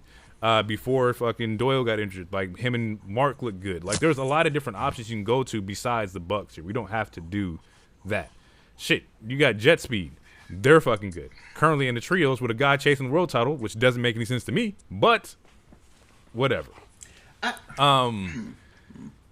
Yeah, I wish that they didn't return as, like, to lose. If they would have came out and, like, you know, at the end of the match and, like, kind of hit the Bucks or fought the Bucks or whatever, cool. At least, like, you came back, you had some kind of power position. But to come back and be returned this match after a year and then losing, I wasn't rocking with it. That's just how I feel. Do you think Tony does that so his booking is considered unpredictable. Like when most people come back, it's like, oh, you feel like, oh, they gotta win, they're gonna win. And he's like, no, they could lose. Like anybody could lose. Like, do you like? I know you don't know him, but I'm saying like from watching how he has managed this show. Like, do you feel like that's his thing? Is like we gonna do unpredictable booking? No, I feel like it doesn't come unpredictable if he of, does it for 6 years. Then it becomes predictable. Right. I think that when you put people in the ring, he books off like, oh, this would be a good match for the audience, and I respect that. But also, no, like you could have put somebody else in there. You could have put the Outrunners, and they would have took the pin. I'd have been cool because like that's their role in that particular position, but not Private Party. Like that's kind of crazy. Yeah, they cut a promo about wanting to earn their spot and how much hard work they did. 5 years to get the belts and then to lose them, and then they come in and lose. That's like you're. It's counterproductive to their promo. That's what I'm saying. It makes no sense to me. At some point, I wouldn't be surprised if the tag team division just started jumping the Bucks because like those are the niggas that's in your way. Them and FTR. But then the thing is, like, what's going to happen is that you'll do Bucks, FTR, and then you get Copeland and Christian coming back, and now it still revolves around 40-plus men in the tag team division. When Kenny comes out a week ago and was like, hey, we need to start putting some of these younger guys like on the screen. I think my role here is to like enhance younger talent. At least he said that. He said that on Wax, or he said that in the interview? No, I don't know where he had said it. I think it was some kind of interview he had mentioned that he wanted to put the younger talent on. Like his role is slightly changing. He still wants to chase the title, but he also understands that it's time to like, a changing of the guard here. Which is why I think he's fighting Swerve. Is that because typically Kenny should be in the world title picture, but he's fighting Swerve. So you say he trying to put Swerve over? Nah, I think like more so. Well, there was an interchange between over. multiple. Yeah, but it was like Andrade, Hangman, Kenny, and Swerve, and then Andrade beat Kenny, and then I think he beat Swerve, but then he loses the Hangman, so that's why Hangman's going to fight MJF at Revolution. It's kind of like they're all beefing because they want that top spot. Yeah, and it's been good. It's been settled in matches, which I appreciate. This was Kenny's best promo ever this last week. This Wednesday? Yeah, that was his. It best was a good promo ever. Like I was like, okay, it was all right. Yeah. I didn't call myself the god of wrestling. They did, man. You're not lying. Spinning into Grand Slam Australia here. Fire. I'm glad you felt that way because I was like, it's cool. That's crazy. Listen, once you sent me that text, I was like, you're right, bro. and I'm not like, a part of me is being tongue in cheek, but I'm not really being all the way facetious. Like, I know. I just you gotta accept it. You gotta accept it. I know. And for the audience, do you want to give like a reference to what you could be talking about? Sure. I'll try to be quick because I like to be long-winded sometimes.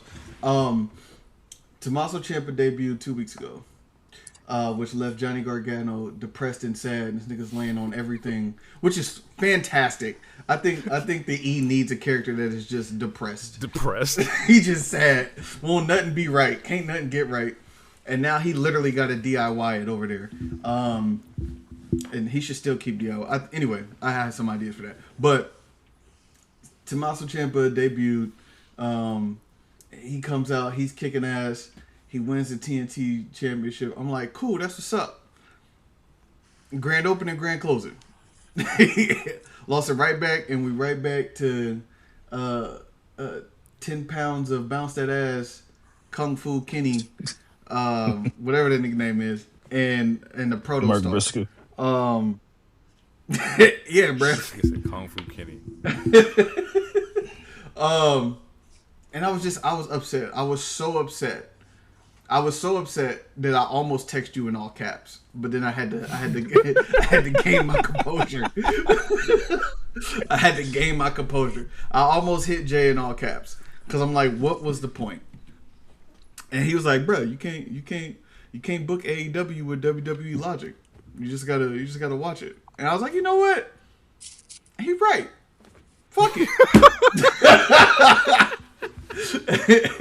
Like, because my thing is, you can't have somebody debut. They the psycho killer. The crowd is pumped. Kills it. He's Amazing putting debut. on a fucking banger of a match. And Entrance is fire. And fucking stellar. Then he gets the belt, and then he loses the belt, nigga. Sorry. Like but like being real. What are we doing? Because then it's like I signed a contract for this. I could have just did that shit over there. Like, and I think I responded back. I was like, he was like, "What? This doesn't make any sense." And I was like, "Yeah, I wouldn't have made him lose either because like he didn't need to lose. The match quality was great. The entrance, the aura he just created the fucking, or he just had a promo where it's talking about Sylvie and all this. I was like, you did a promo for Sylvie and then lost the belt the next week. Like, what the fuck is going on here? And so, yeah, bro, I'm with you. And then 12 days later, you know, it was a great 12-day run. You fucking had 3 matches, great.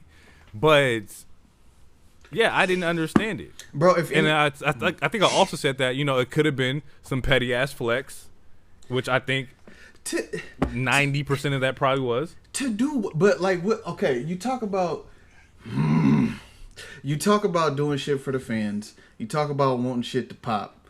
Cool. You have another opportunity again to make some shit pop, and it pops. Like it's heat. It's she was the only thing motherfuckers was talking about on the internet. The fire. Like the niggas been talking. Like it was the only thing in wrestling that people were talking about. And then you pull the rug out from under people. That's not how you build trust. That's not how you build trust in the fan base. That's not how you build loyalty. Like you can be loyal just to the fact that you hate the other place, whatever. Which is all this shit's weird. But what I'm saying is, in terms of putting out a good product. See, I told you got me long-winded. I'm over here ranting.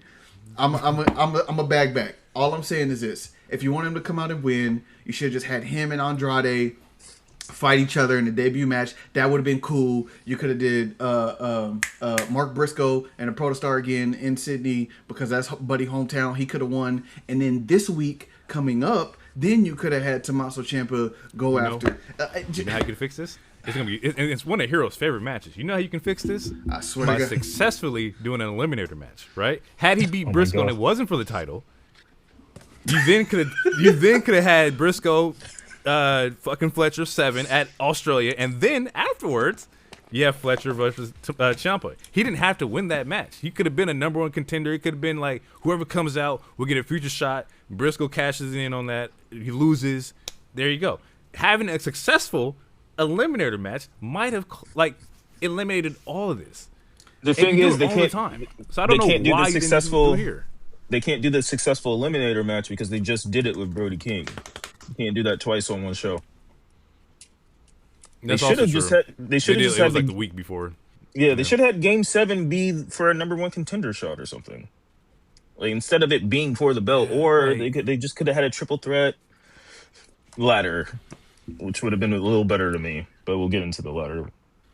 Yeah, it's like I agree. Like you look, I agree with everything you said. I think in my response I also said that like they've been promoting the Game 7 since he lost to C2. So then, I think the exact promo from Callis was, "Hey, we're gonna focus on Game 7 and you know get the TNT Championship back." Which so why even do the? Look, man, this is the same shit. My thing is, it's all about growth. It's like he didn't need to go back to the TNT. It's like Gunther going back to the IC. He didn't need to. No. Kyle had the TNT. He had a great run with it. He had some good stellar matches, and now he circled back after the Continental Classic to be exactly back where he was right before the Continental Classic. Yeah, and shouldn't be there. He should. Yeah, he should not be. No. This is So, like I said, I agree with everything that you were saying. I try to like break it down, and even then breaking it down, I did the best that I could. Once again, you can't use WWE brand with AEW; it just doesn't work. It's like this is a circle. This is a triangle. These do not go together. Can we just do logic though? Anyway, yeah, you can still have logic. I don't know. Also, by the way, there's a delay. I'm not trying to cut anybody off. Oh, you Copy that. Real quick, and then I'm off this because I told you there's like 6 people that if they're wrestling, I'm tuning in. Kyle Fletcher's 1. The Babes of Wrath, they're 2. Both of them are 2. Andrade is another one. MJF, and damn, I just lost the other one. No, actually, that's the 6. I'm pretty sure that's the 6. Those are the ones. Like if they're on the card and they're wrestling, I'm tuning in. Like I need to see what they're doing, and that's without promo. That's nothing. And like if I see they have a match, like I gotta see, like those are the ones that are drawing my eyes. That's fair. Getting into Grand Slam, Continental Classic match with Mox and Konosuke. I'll just keep this one short and sweet. Ending in a draw, which is long-term storytelling between Mox. I think he gave his first match, his first opening challenge was against Shelton, and the story or theme was who could last the longest in the match with Mox. And Shelton was like 5 seconds like short or something like that. And so they've always been teasing this like Mox is getting to like the end of the time slot. Will he be able to beat somebody or whatever? So he got, I think he did Shelton. He did one more after that, and now he has Konosuke and went to a draw, which fans were pissed because it was like, damn, like we didn't want to see no goddamn draw. And I think Mox called an audible. If you listen, if you're not listening, but you watch at the end of the match, he goes to the ref and he's like, let's, amp this up a little bit. I'm going to go over here, talk my shit. You tell him to come and attack me. And that's what happened there. And it kind of like gives Konosuke like, some wind for when they eventually, settle this in LA, which I hope they settle this in LA. But, knowing Tony, it probably happens next week. Who the fuck knows? Yeah, that's all I really have in particular for like that match. Like 30 minutes of just pure fucking graps. Like that's all Continental is. Yep. Yeah. I really hate this Hangman, title though. Andrade. Just FYI. Continental. Yeah, it just because again, it goes to the logic. Like if you are allowed to say no one can interfere in this match, that means every match which has no DQ should have those same rules applied. What is stopping anyone from doing this? Like, what is the invisible wall? It's like playing the open world game, and it's like, oh, it's open world, but I see an invisible wall right here that I can't go to. I can't pass this tree. It doesn't make any sense to me. But that's it. Like the idea that like, why hasn't nobody interfered? It's like why do y'all follow this rule so faithfully? Yeah, but you can't follow it for a normal exhibition match. If that's it's the rule. Like it doesn't make any sense to me. I just wish they would change the title because logically it just doesn't make any sense. Doesn't make sense to me. Okay, I can see that. I can see the gripe with that. Hangman versus Andrade. Wrong man won. Brother. Let's talk about it. Wrong man won. I think with Andrade, you have him beat Kenny. He beat Swerve. He's on this run. He's on this high. His matches are great. Character work is great. He got the baddies in the crowd. He's doing his thing now. Like he has some kind of like build.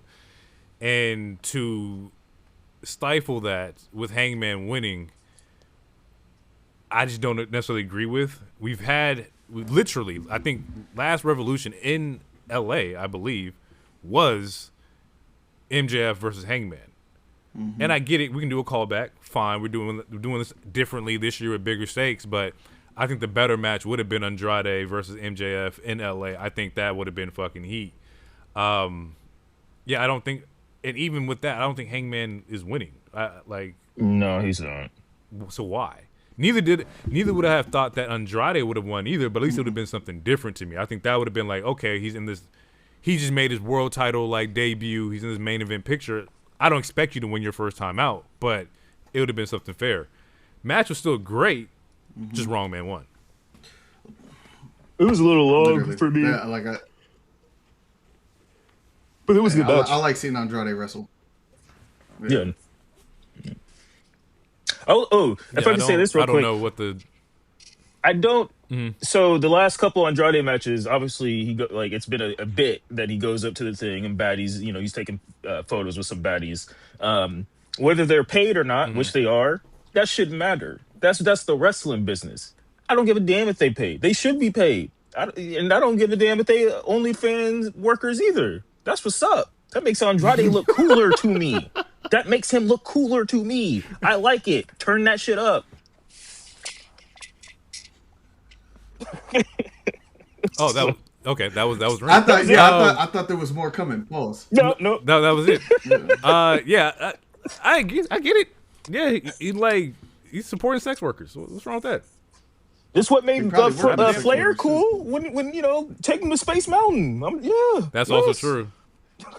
That he said take him to Space Mountain. God damn it. Woo!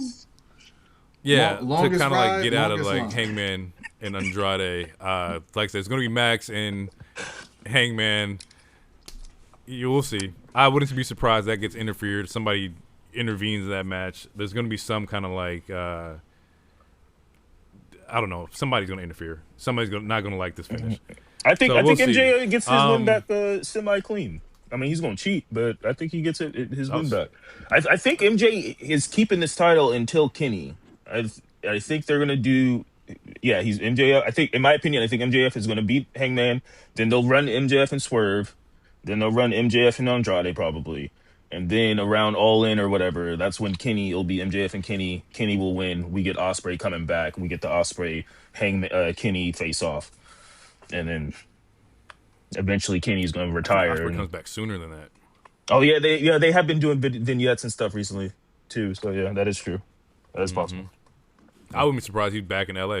Like in that convolutes everything even more, because I think this year they're going to try to get Ospreay to have the belt in London. I think this will be the year that he wins it in at All In. So yeah, we'll see how that works. Fletcher versus Briscoe, Game 7 ladder match.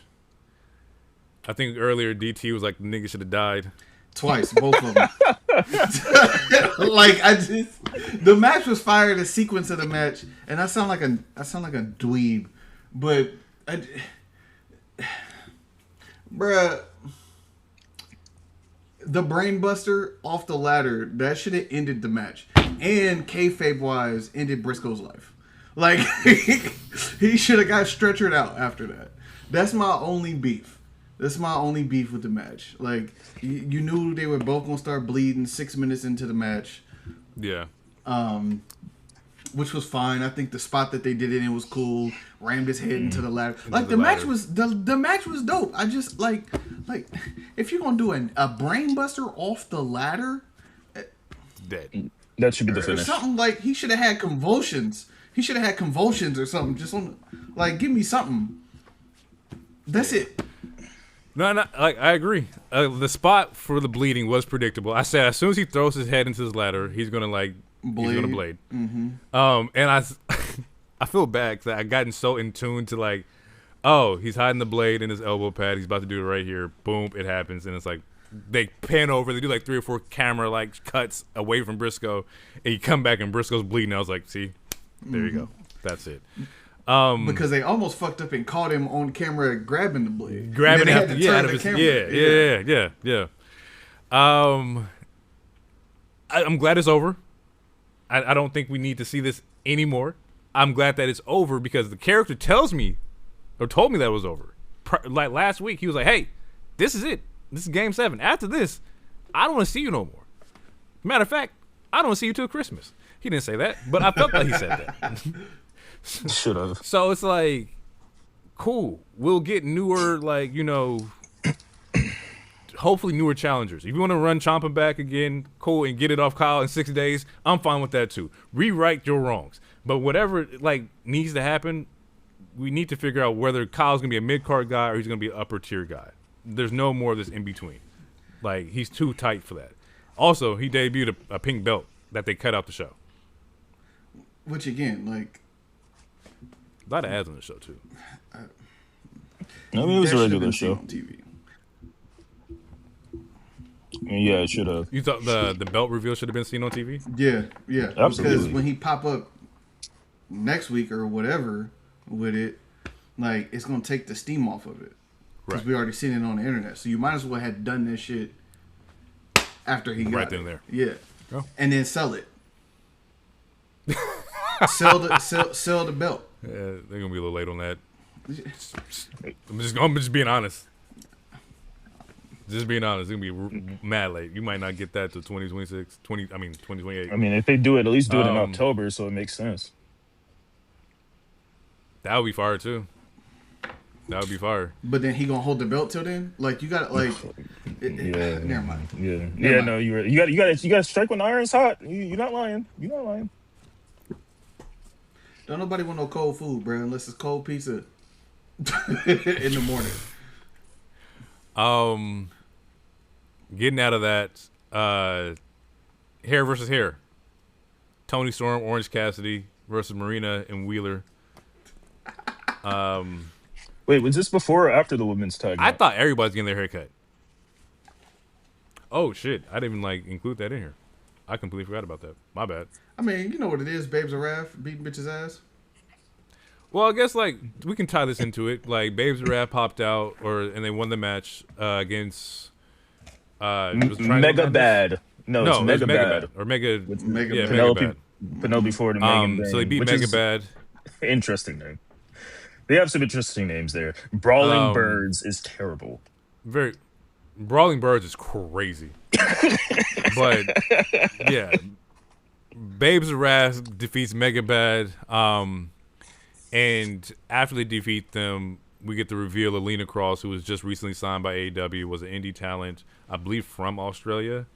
So now you have this trios of Lena Cross, Penelope Ford, Megan Bayne, and it looks like Megan Bayne is kind of signaling that we're going to come after all three of the belts.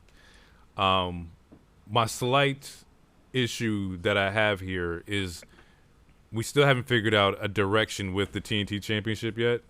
Because Willow's just been so Babes of Wrath, which is fine, right? You're the tag team champions, but we still have to figure out who's going to be on this course for the TNT Championship. And if this is the starting point of, hey, Megan Bayne is going to go after the TNT Championship, cool. We now have a lane for that. Before that, we didn't have a lane for that at all. Willow was just carrying both belts. You mean TBS?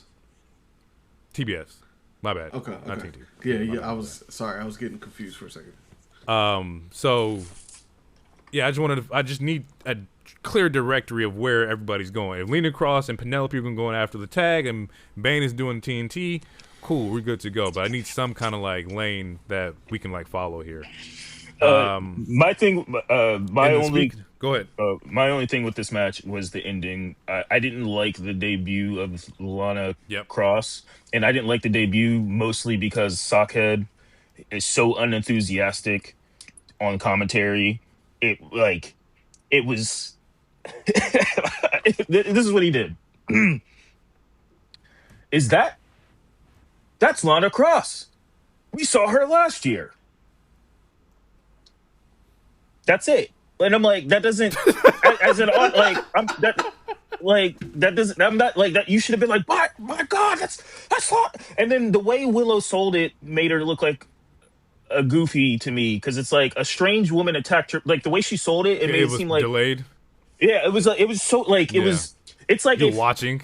The way she sold it, it would have been like if it was three friends and the friend betrayed. Like if you betrayed DT, I'm like, what are you doing? You're DT's friend. But like she sold it wrong because it should have been like she should have instantly went to attack her. There's a stranger in the ring who just put your friend in a move. Like you don't know I don't know. I mean, until Sockhead said something, I don't know who she is. So attack her. Right. But that's it. That was yeah. The match that itself whole transition was was odd. I saw that too.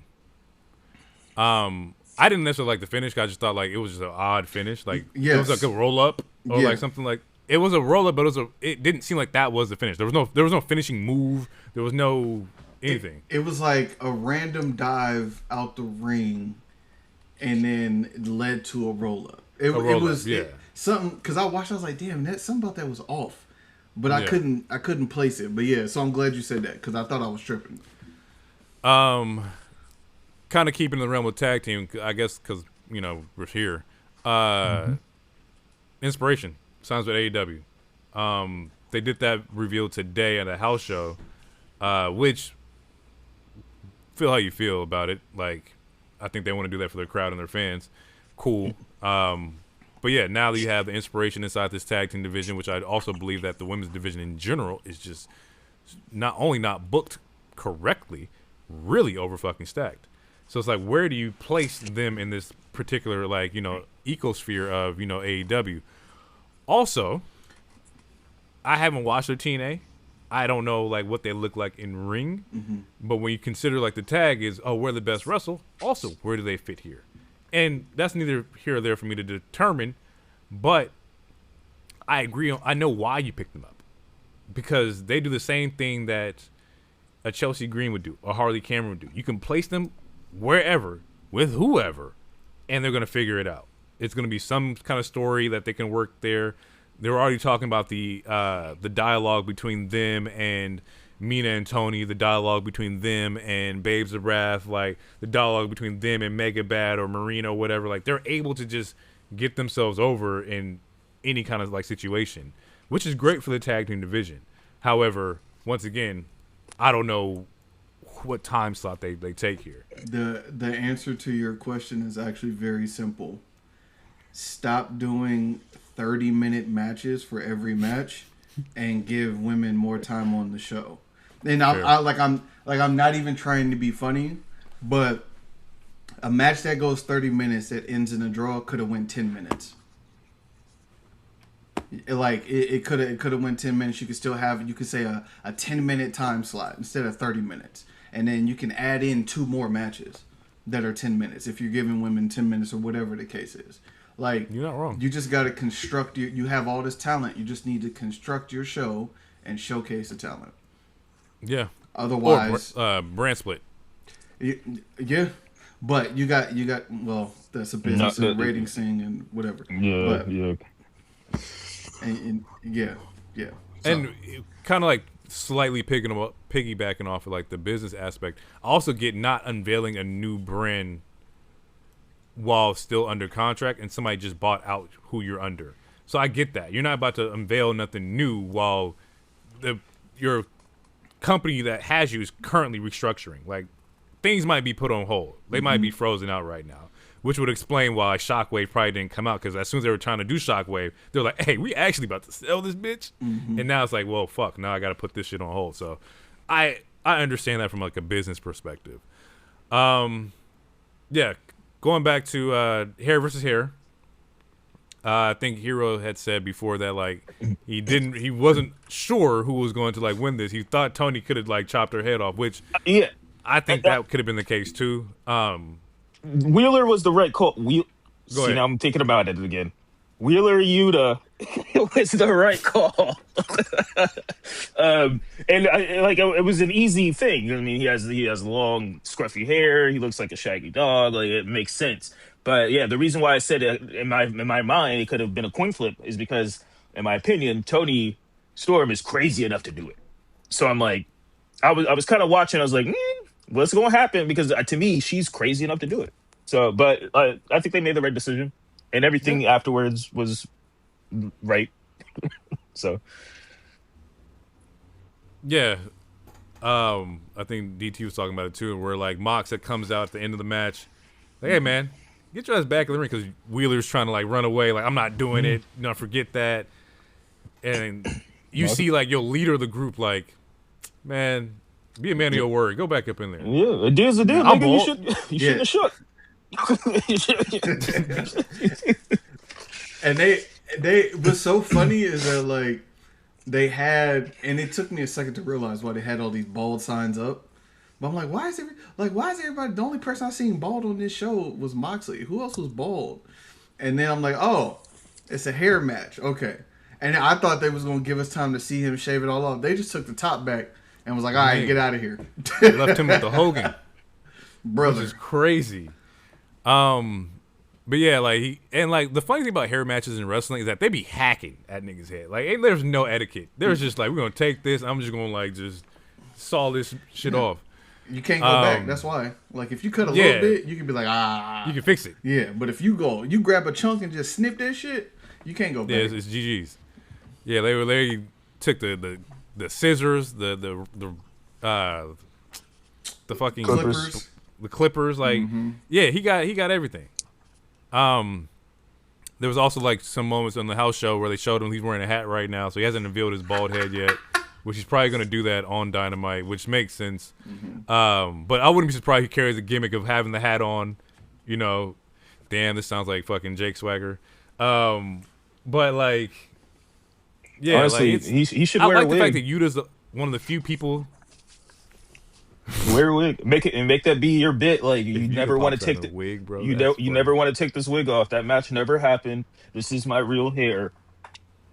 They have him go crazy. Have him pull a Tony That would Storm be and go funny. crazy.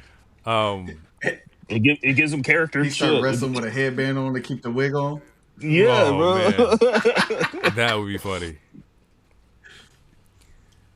I gotta give it a shout out to Yuta just because like you're making people care. Like Yuta doesn't get he gets a lot of playing time, but you don't really care whether he wins or loses.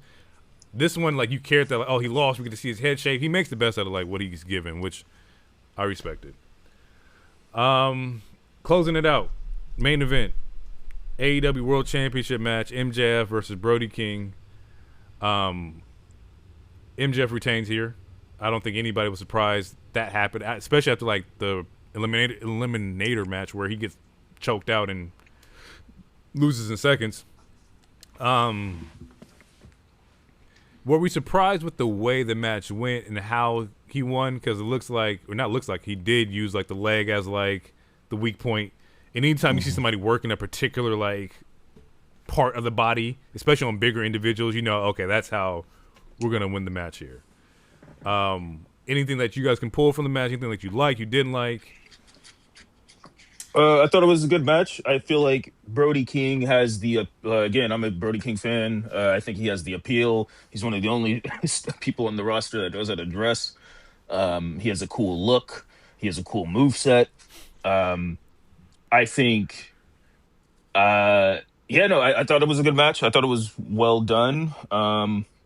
I have a question after DT goes and you go, but yeah, I have a question about the match. Okay, D.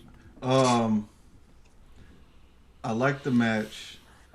I think Brody King is one of those 6 people that I meant to add in that. Because now I'm thinking back, I don't think I added 6. But anyway, so him and MJF wrestling together, that was dope. I don't have anything to say, like, because it was a good, like, I just enjoyed it. I enjoyed the match. I also thought it was pretty dope that at the end during the pin you could see MJF like at least saying something to Brody King, like, hey, we just put on a show, hey, you did your shit, like, you know, maybe welcome to the the title tier, whatever, like that, like something, you know, he gave him some sort of adulation or thanked him for putting on the show. So that was pretty dope to see him like break that character a little bit in the moment and do that. So as far as like story, Bandito coming out, kind of reprising the same role that Brody did for him in the match, like you can't quit and whatnot. I didn't realize Bandito like broke his thumb working like I think a CMLL match. But Bandito's out there with the support. There was a particular move where I think like MJF does like a pile driver on the apron where like it looks like it's like, oh, he just barely got him up. And it was very impressive to get him up because once he got him up, he started walking the side. And I was like, oh, he's the apron, yeah, the apron. Like MJF's strong as fuck. Like that was because it takes a lot. Brody's big as shit. So that's when I sent you. I think that's when I sent that text. The text that I sent. I ain't gonna say it on air for the allegations, but the text that I sent about MJF. Oh, okay. Yeah. Yeah. Cause I was like, damn, and I was like, oh wait, don't he? I said, and then that's when I sent that text. So yeah. I was like, crazy fucking spot. Like I was like, damn, like that was solid. MJF wins with the Heat Seeker, and now we get Hangman versus Hangman comes out the end.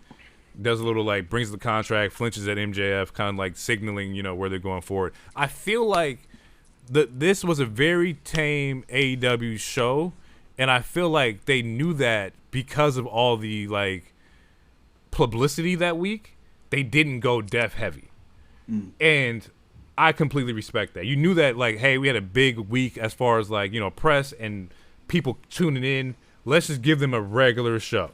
Like, this wasn't like anything to gripe about. Nobody bled to death. There was no fish tanks. There was no Mox didn't bleed in his match, which I'm telling you is crazy. Yeah, actually, because I didn't even notice. Do you wait real quick before Hero asks the question? Do you think that's why I like the show? Because now that you say that, I'm not even trying to be funny. I'm dead ass right now. I don't know. Like think about it could be. It was a very tame like show. It wasn't like they didn't do anything crazy. Even Briscoe and Fletcher for as like a ladder match was very tame. Yeah. Like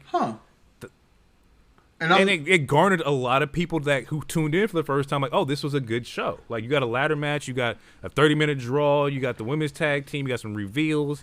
Like, you got Andrade versus Hangman, which is a good like heater match. It was a solid match, and it was no Darby, so nobody was going to do no crazy shit.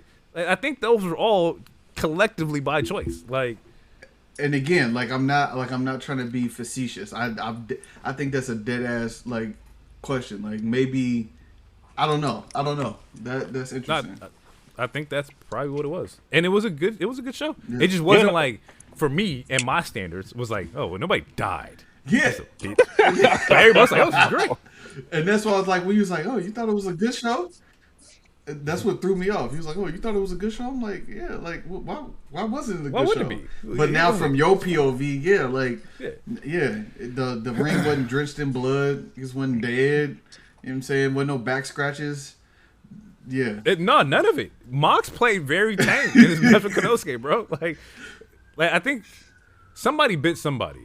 I think it was the MJF match that maybe like Brody, bit Brody or something like that. Yeah, he bit Brody and then Brody bit him back. This delay is crazy. But I'll just ask my question real quick. Would you guys have called an audible? Would you have called an audible for this title match and gave it to Brody? Hold on, we couldn't hear your question. Yeah. We didn't get none of that. Nope. You can't hear. Can you hear me now? You text me your question. I'll ask it. Text me your question. I'm not even being funny because if it...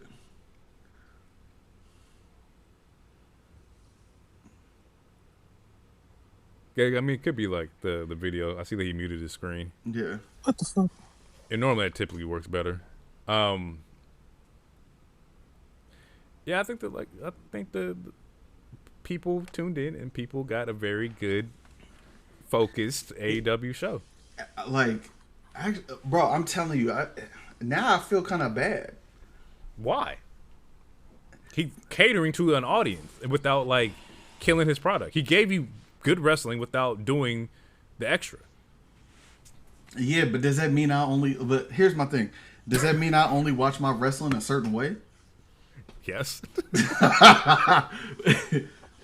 Well, no. It's like missionary every single night. Over and over again.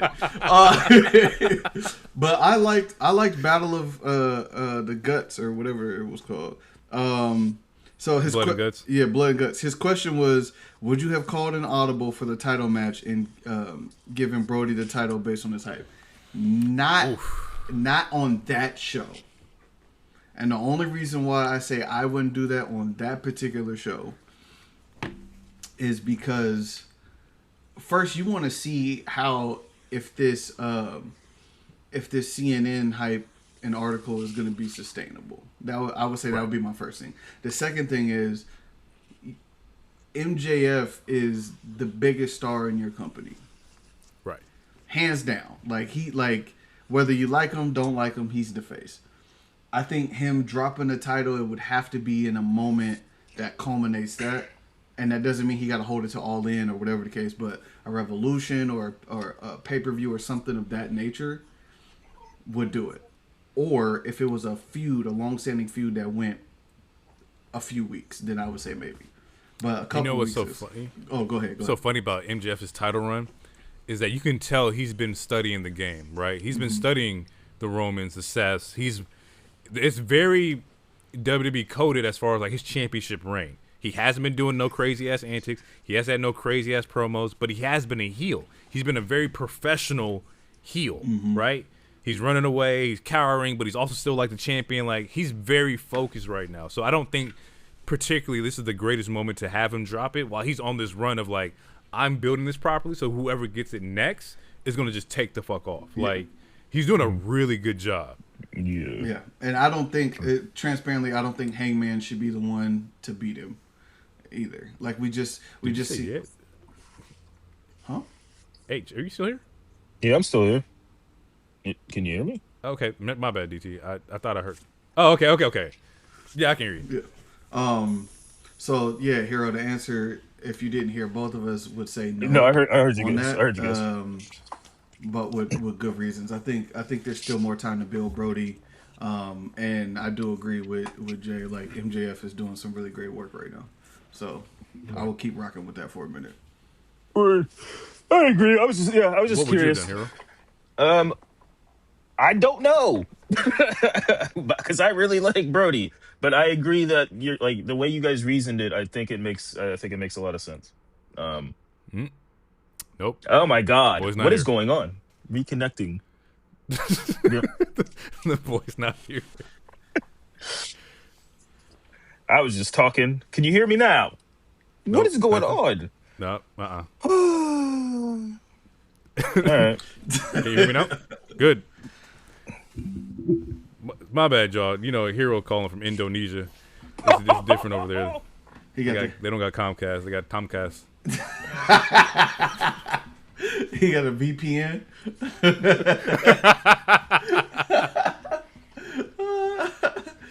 he over there in fuck it. But no, I think that's Mongolia. I think that's a great question. Like I said, I think that you could be headed in the right direction, but Tony just gotta let shit marinate for a little bit. What did he text something? Yeah, he's texting the chat. You're right. Tony's issue is just booking, and I get it because he's doing it by himself. He doesn't have a writing room. It's just him. But then, like, hey, bro, we gotta trust somebody. Put me on, B. I'll put you in the right spot. I'll put you in the right spot. You just gotta let me do my thug thizzle. You know what I'm saying? Like, it's just him. And so I get it that, like, booking the show and having things, like, make sense is just hard to do because, like, you're, you know, booking for 60 people, maybe 60 to 100 people week by week. Not to mention other outside endeavors. But I get it. He needs help. But not help that's going to sway his mind. And that's probably why he just does it by himself. Yeah, I get it. You don't want to be copy paste of WWE. Respect that. Right. That's fine. But there are elements and things that you can use. And if you allow other people to come with creative ideas, that'll flush some of these things out. And like Brody's hot right now, would keep him right in that spot. Andrade, obviously Kyle Fletcher.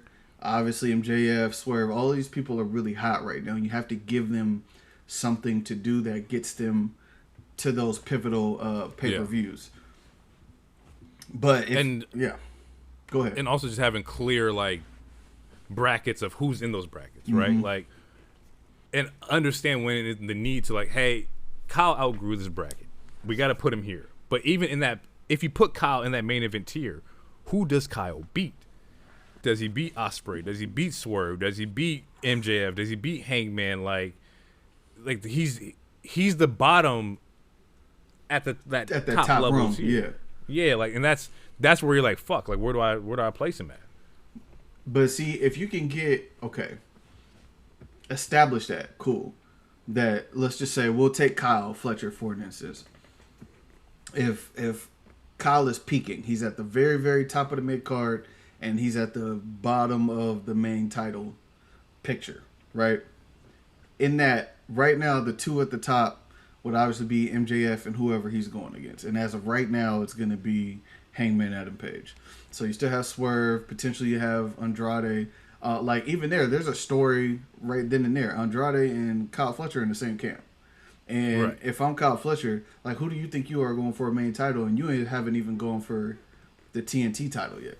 Like, let's see if you could take this off of my hands first. We still one family, etc. But let's see if you could take this off my hands first before you even try to take the pecking order there. To supersede that, yeah. Yeah. So like you can have that.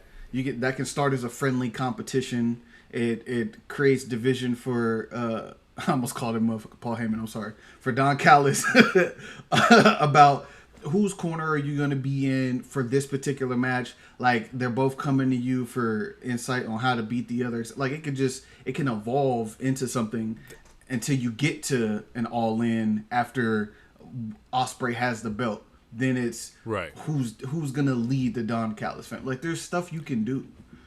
There is. And it's kind of funny because you mentioned the Don Callis family. Like it's mad like storylines going to Don Callis family. It's like you still have Konosuke and Okada. Mm-hmm. Konosuke not really looking at Fletcher kind of cool because Fletcher apologized to Okada, and now you chose him over me.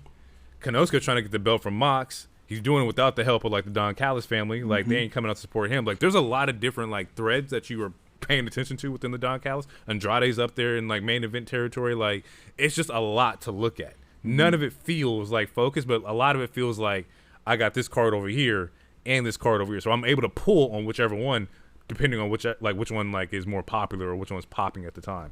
Don't be scary then. Pull one. Right. Make that the focus and drive it. The worst case that happens is you have to pivot down the road. That's the very worst case. But if you're trying to, you have all these pots on the stove going, you have all these eyes going, and you're not focused on one, so one comes out perfect. But you have all these other things going, then it's going to be difficult.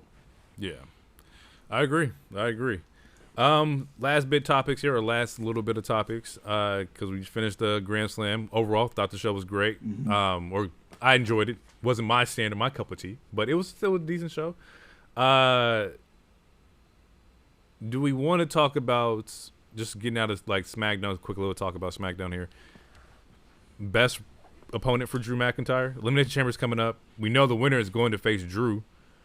We know we don't want Cody. My thing, the best opponent is got to be Fatu. I don't want to see Cody.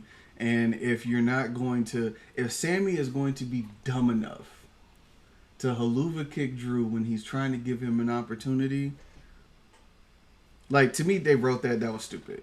To me, I don't care how much of a face and a good guy you trying to be. Like you've been losing. At some point, maybe you need to cut a corner. Maybe, you know what I'm saying? Like, and Drew is giving you an opportunity. Whatever his reasoning behind it is, he thinks that he can beat you again. And he can hold. Cool, let that be his reason. But that puts you in the match to be able to have him take you for granted, and you can finally get over. You can finally win. So as of right now, I'm off Sammy because that was dumb as hell. And they made him look stupid. Like, I don't care. So it needs to be Fatu. Now, does Fatu win that belt? Because, no. See, and that's the thing. And you know why. We can't have you going to the children's hospital, Fatu. We can't have you making wishes. Drew ain't going to no children's hospital. Drew is not, right now, in this version of Drew, he ain't doing that. He can't be seen doing that. And, I was gonna say something crazy, but it's not even like a slight. It's like travel with Fatu as a world champion.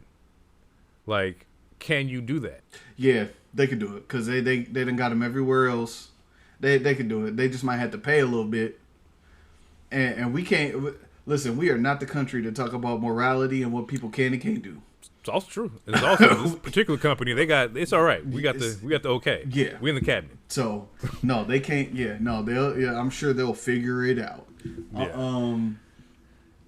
Not before Solo though. I don't think I would like to see Fatu get it before Solo. And that's why I said it should be Fatu. If his opponent is going to be Fatu and he wins, that will be the reason why. Because then you can get Solo off of this Lantern MFT shit, and Fatu could be like, or Solo could be like, you still not, head of the family. Fatu, I'm not even in the family. After what you did, I'm good. And you can get like, I would like to see them go 1v1 with no MFTs, just straight up 1v1. And it's not going to happen. No. because we got to keep the family. Got to have a job. He keeping them hired. He keeping them paid. All of them. Yeah. So that's how I feel about that. It should at this point, it should be Fatu that is his opponent, Drew's opponent. Because I'm all right. Yeah. I don't. My bet is fuck, bro. But then you're not having Cody in a non-title match at WrestleMania. It's not happening. That's the fucked up part. He was almost in a 9-title match 2 WrestleManias ago. And yeah, I'm not gonna harp back on that, but still, yeah. He's incorporated himself into these pictures because he will be in these pictures. It's just night 1 ending with Drew versus Jacob Fatu. It's not doing it. Not in Vegas. That'd be you would have to front load that to where the beginning of your show is going to be like Brock versus Gunther or some shit. Or Obafemi and yeah. It would have to be dumb stacked. You're not wrong. You're not wrong. I'm not going to give you no pushback on that. My thing with that is, again, how many times are you going to be in the picture? And if we're not using Cody in the picture to help elevate somebody else that's not already holding the belt, you only have 2 outcomes. Either Cody loses again or he gets the belt. And we've already heard the crowd respond in real life, not on the internet, in real life. As soon as he starts talking about the belt, people start booing. They want to cheer for Cody. They want to do the whoa when he comes out. They want to see him. They just don't want him to be the champion. We've already seen it 4 times in the last year. 2 years. Would it be foreshadowing if they this is the Mania, Cody turns heel? Because based off of last year and Cena turns heel, now a year later, Cody's the bad guy.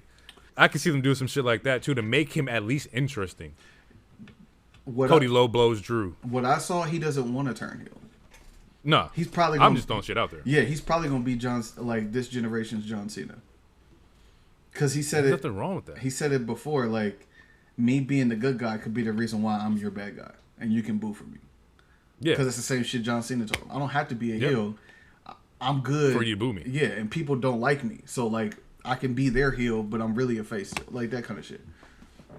All right, well, we'll see. Elimination Chamber is the end of the month. I think the 28th. Yeah, I think it's literally the last. Let's see. Yep, February 28th in Chicago. We still don't know what they're gonna do for the women's titles. Liv ain't chose anybody yet. Also, that match between Jordan and Jay was a good match. I got to check it out. I was going to check it out anyway, just because I want to see the 2 powerhouses kind of duke it out. Yeah. But yeah, I don't know what they're going to do with this title picture. Would it make more sense for it to be against Jade or Vakir? Vakir's been beefing with Judgment Day and Liv and Raquel for the past 6 months. For the Elimination Chamber winner to go after fucking Vakir would make no sense to me. If based on how they booked it, because as you know, I was pissed off. I've been mad for the last 3 weeks, fucking with them. But based on my logic and how they booked it, you'll probably get Liv versus Vakir at WrestleMania. Mm-hmm. And Raquel is going to return the favor, try and help, and that's going to cause her to lose that match. The same way when they had this, was that last woman standing match? A no DQ match. Whatever match they just had with Raquel that pissed me off. Where Raquel should have won, but she didn't. Liv came out and tried to help. Right. And it cost Raquel the match. So I think that's where that's going to go.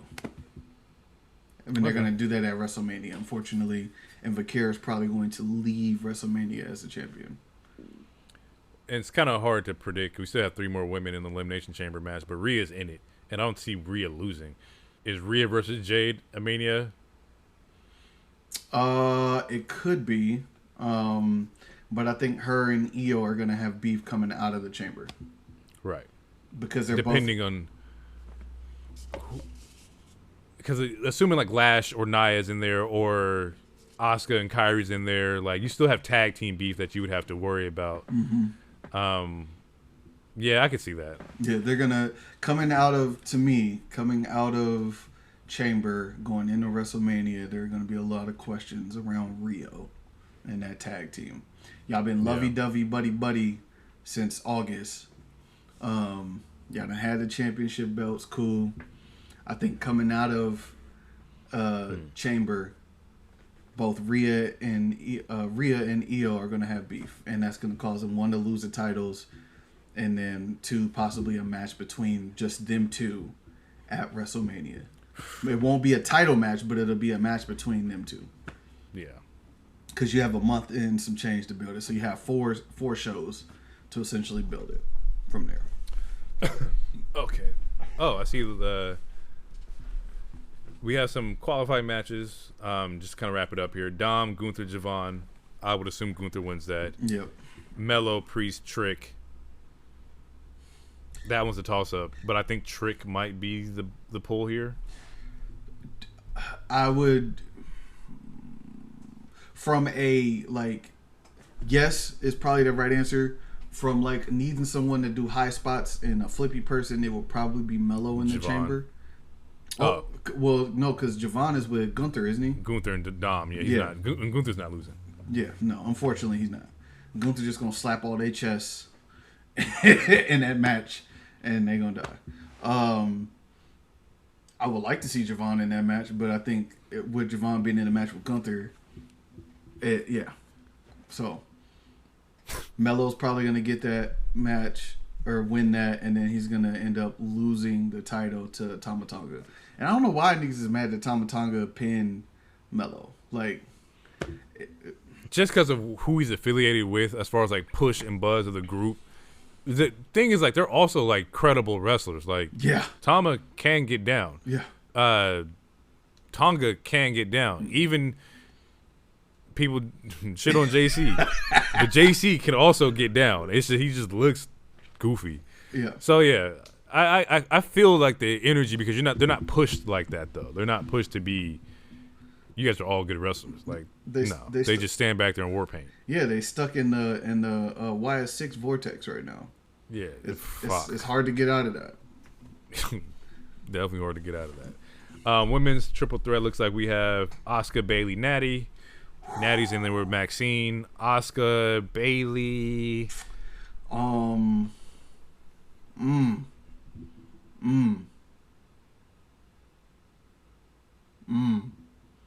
I want to say Bailey because they need to do right by her from last year's Mania, and she'll probably end up winning it. Not the Chamber, but like that match. So we'll see. Yeah. Once again, Asuka has this shit with Kairi. I think the only one who doesn't have a story surrounding them right now is Bailey, which makes the most sense, like the most logical sense. Mm-hmm. Looks like we have Charlotte, Kiana, and Nia. Once again, Nia's in the tag team picture. Mm-hmm. I guess so is Charlotte too. And as much as I like Kiana James in Rumble, I don't think that particular spot is the best to put her in just yet. Mm-hmm. But we'll see. I think this one you put Charlotte in because Bliss is already in there, and you kind of start the breakdown of the friends of convenience. Yep. Yeah, absolutely. Because what happens? They narrow down to like 1, 2, or they're in the final 3. It'd be Bliss, Charlotte, and Rhea, and then one of them has to turn on somebody like at the expense of another world title opportunity. So it's probably going to be Charlotte. So yeah, and they played into that at the Rumble. When they were 1 and 2, they came out, and then they were like, "Oh, I can get you. Oh, I can get you." Yeah, yeah. Just a continuation of like, yeah, we're friends, but we both want this belt more than we like each other. Mm-hmm. So, yeah. All right, that pretty much wraps up this particular episode here. Shout out to Mr. H. Hopefully, he'll be back in the next episode. Make sure his passport's right.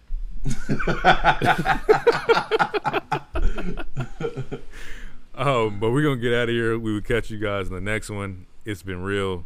Peace out. Believe in the wave. Too sweet, Space Cowboy. Damn, that's why he needs to be here. See, Damn. Shit. Oh, it's all his fault.